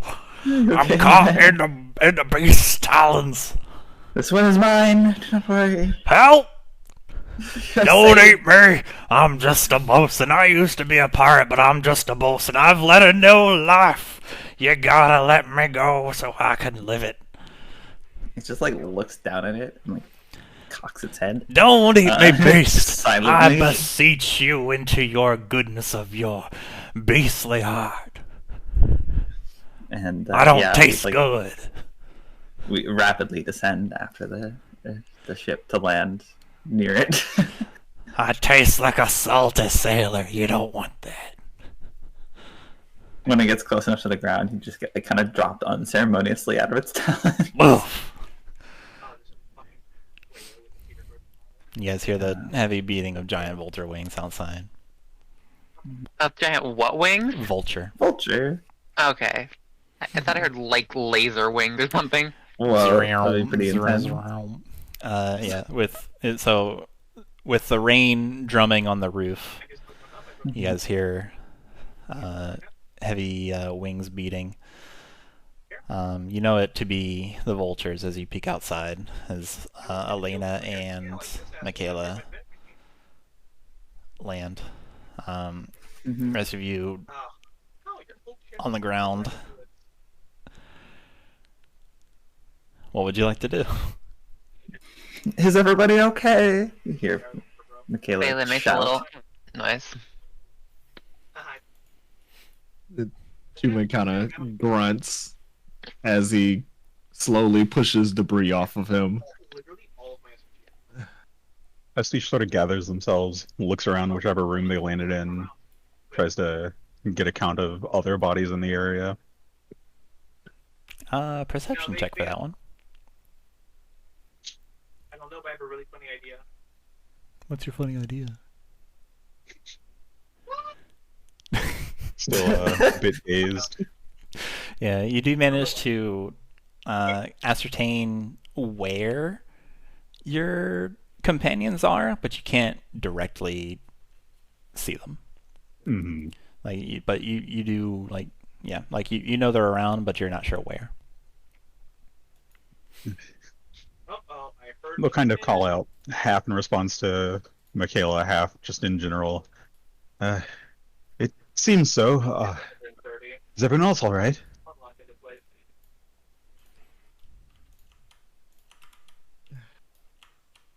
Here, take the medallion. Could be better, but in one piece. I'm a gentleman. I'm alive. I think. I need a drink. Make that 2. Shoot, give me the whole keg. Ah, my leg hurts. After Chuman gets most of the debris off of him from the ship, looks around and starts at least walking to a door, or at least towards like the rest of the shipwreck to see if he can find anyone else. Okay. Give me a perception or survival, I think. Here, come down to the street so I can take the zip line down. 31. A 31? What the heck? Remind me what you're doing. Sorry, I was distracted trying to get Rain to play. He's finally gotten most of the debris off, so he's looking around for anyone else through the shipwreck. Okay. And like at least like heading. If he's in a building, heading out of the building, if you can. Okay. Yeah, you can collect all of your companions. You find Alma Sonoma underneath a large folded piece of tarp. You gingerly get him out of there. Thank you. Where are we? And you find Pastiche. You find Twig. You find Xalia and Viravalge. Xalia's enjoying floor time. Xalia doesn't seem to move. But Pastiche and Twig, you were joined by Chuman. We've at least made it to the ground.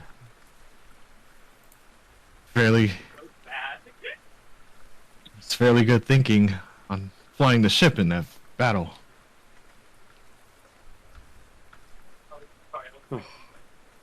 Well, thank you. I was just acting on instinct. Well, it worked. We came out with minimal casualties, at least. And with Makayla's squad on the roof, I believe that means we are all accounted for.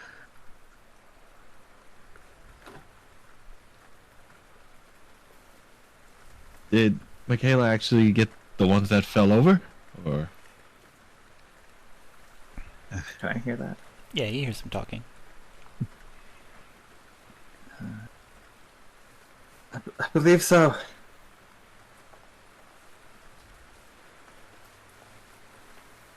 Alright, well, if you don't mind, I'm probably gonna sit down for a minute. That manticore stab was more than enough. Elena comes in and slides in. She looks around. Where is everyone? I can't see anything. Suddenly there's a flare of Xalia, light. minor illusion. Something right in front of her eyes. Like a little light. There's a flare of light as Elena's maul, this big heavy bonking stick that she has, ignites into this silvery flame, and she illuminates the area around her as she casts continual flame. She just asks, "Light of the moon, we'll need your guidance, please." And she's now on fire for the foreseeable future. No way. Impressive. And she illuminates the area. And is everyone all right? I know that's kind of a funny question to ask right after a crash like that, but Does anyone need immediate medical attention?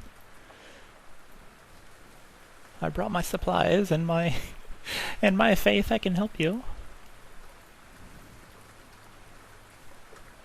Hello, Well, Twig if is you're just like- offering, Pastiche? Is that you? I could use some attendance, yes. Come here, and I will ask Sylvie to. Can give Xalia you just her- walk over and like pat her on the shoulder? Ah! Oh, Xalia, it's you. Are you all right? I don't know how to tell if you're hurt. He gives her a thumbs up. Good. Come, everyone. Let's gather together. And I'll just give out a prayer for us all. She casts. She folds her hands together, and there's this glow of warm moonlight around her, bathing you all, and everybody. Let's see, 1, 2. She'll do it at. Who looks terrible? Does anyone look terrible? She does it. What? Hey, She does it at 3rd Probably. level. Who looks terrible? I mean, You And guys most heal Chuman a lot of probably just HP. do. 23. some might call Twig ugly. No, I'm kidding. I'm kidding. God damn. I'm sorry. I'm sorry. Yeah. So the U5 and Viravalge are healed for 23. Hell yeah. Whoops, I accidentally did damage to Viravalge. He's an undead. Funny mistake there. An actual zombie. Viravalge kind of, He's already turned. what do you call that? I feel better. That's it's a gift of Selene, my dear. Gift indeed. I feel better than ever. Well, not ever. Pastiche sort of glances at the Ember Blade. And the fire on Makayla's chest. Even through the soaked clothes, the badge of flame remains brighter than ever. I'd say Makayla is kind of just like keeping watch outside the building, having both vultures like on the roof, just perched, staring out in different directions. Yeah, you just hear call.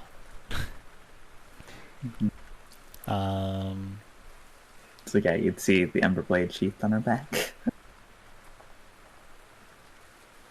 You suddenly lose connection to your vultures. Oh, has it been an hour? Nope. Oh. Hmm. Hmm. I was gonna say, Do they make like any noise as they? do we hear anything? There is the beginning of a vulture distress noise, but it is immediately severed.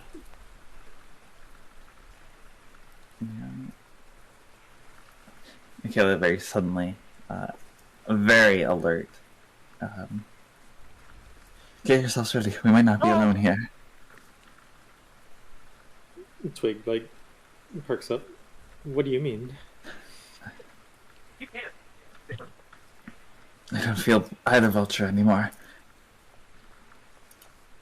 I want to hear the. Do you know where we outcome. fell? Exactly. Rough idea of where we are currently? Kind of to the group. Twig is gonna pull out his map and see if like any of the surrounding terrain, or like if there are any nearby recognizable landmarks. Okay. Give me a perception check or a survival check. Anybody who would like to assist or look around. Or what you're doing as Twig is consulting the map. Yeah. Makayla's like just trying to. I was gonna say, Chuman would be Listen. looking. Chuman would be looking for any, I guess like intruders or Okay. whoever put the vultures. Yeah, Twig's trying to look at the map upside down. No. Oh, I'm still on blind GM. Can you make that public, please? Sure. Pastiche is quickly stowing their brush and pulling out a special wand.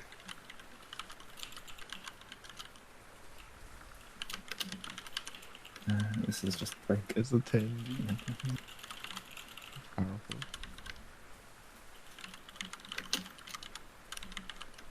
Pulling out a special wand, Pastiche?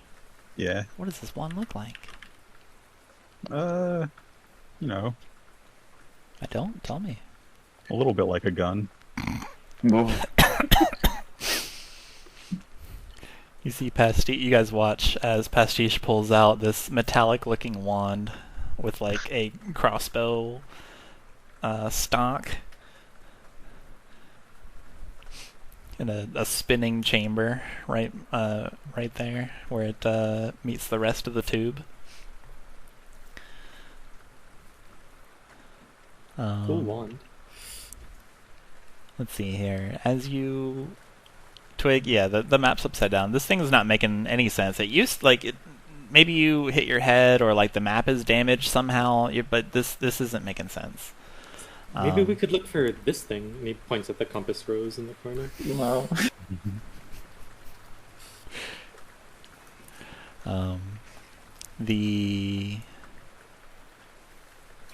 But with the 20s in perception, you can realize that Twig's holding it upside down. You can correct that for him.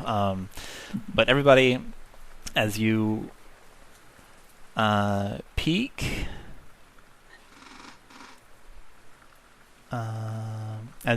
out of the building, looking for danger and trying to ascertain your whereabouts, everybody, seeing what's around you, what kind of landscape you're in.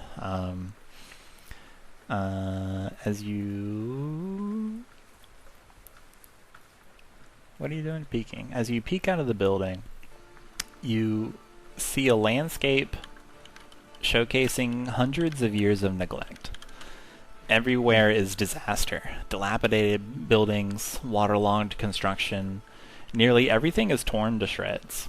You look up into the rainy sky with steel clouds.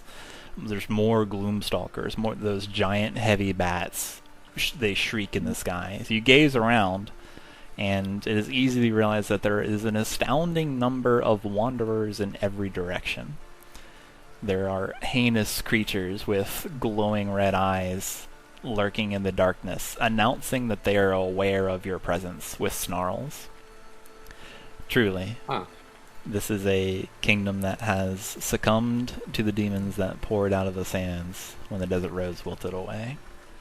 A distant silhouette of a tall tower in front of the moon, looming over the castle city in the distance. A kingdom of mourning under the falling rain.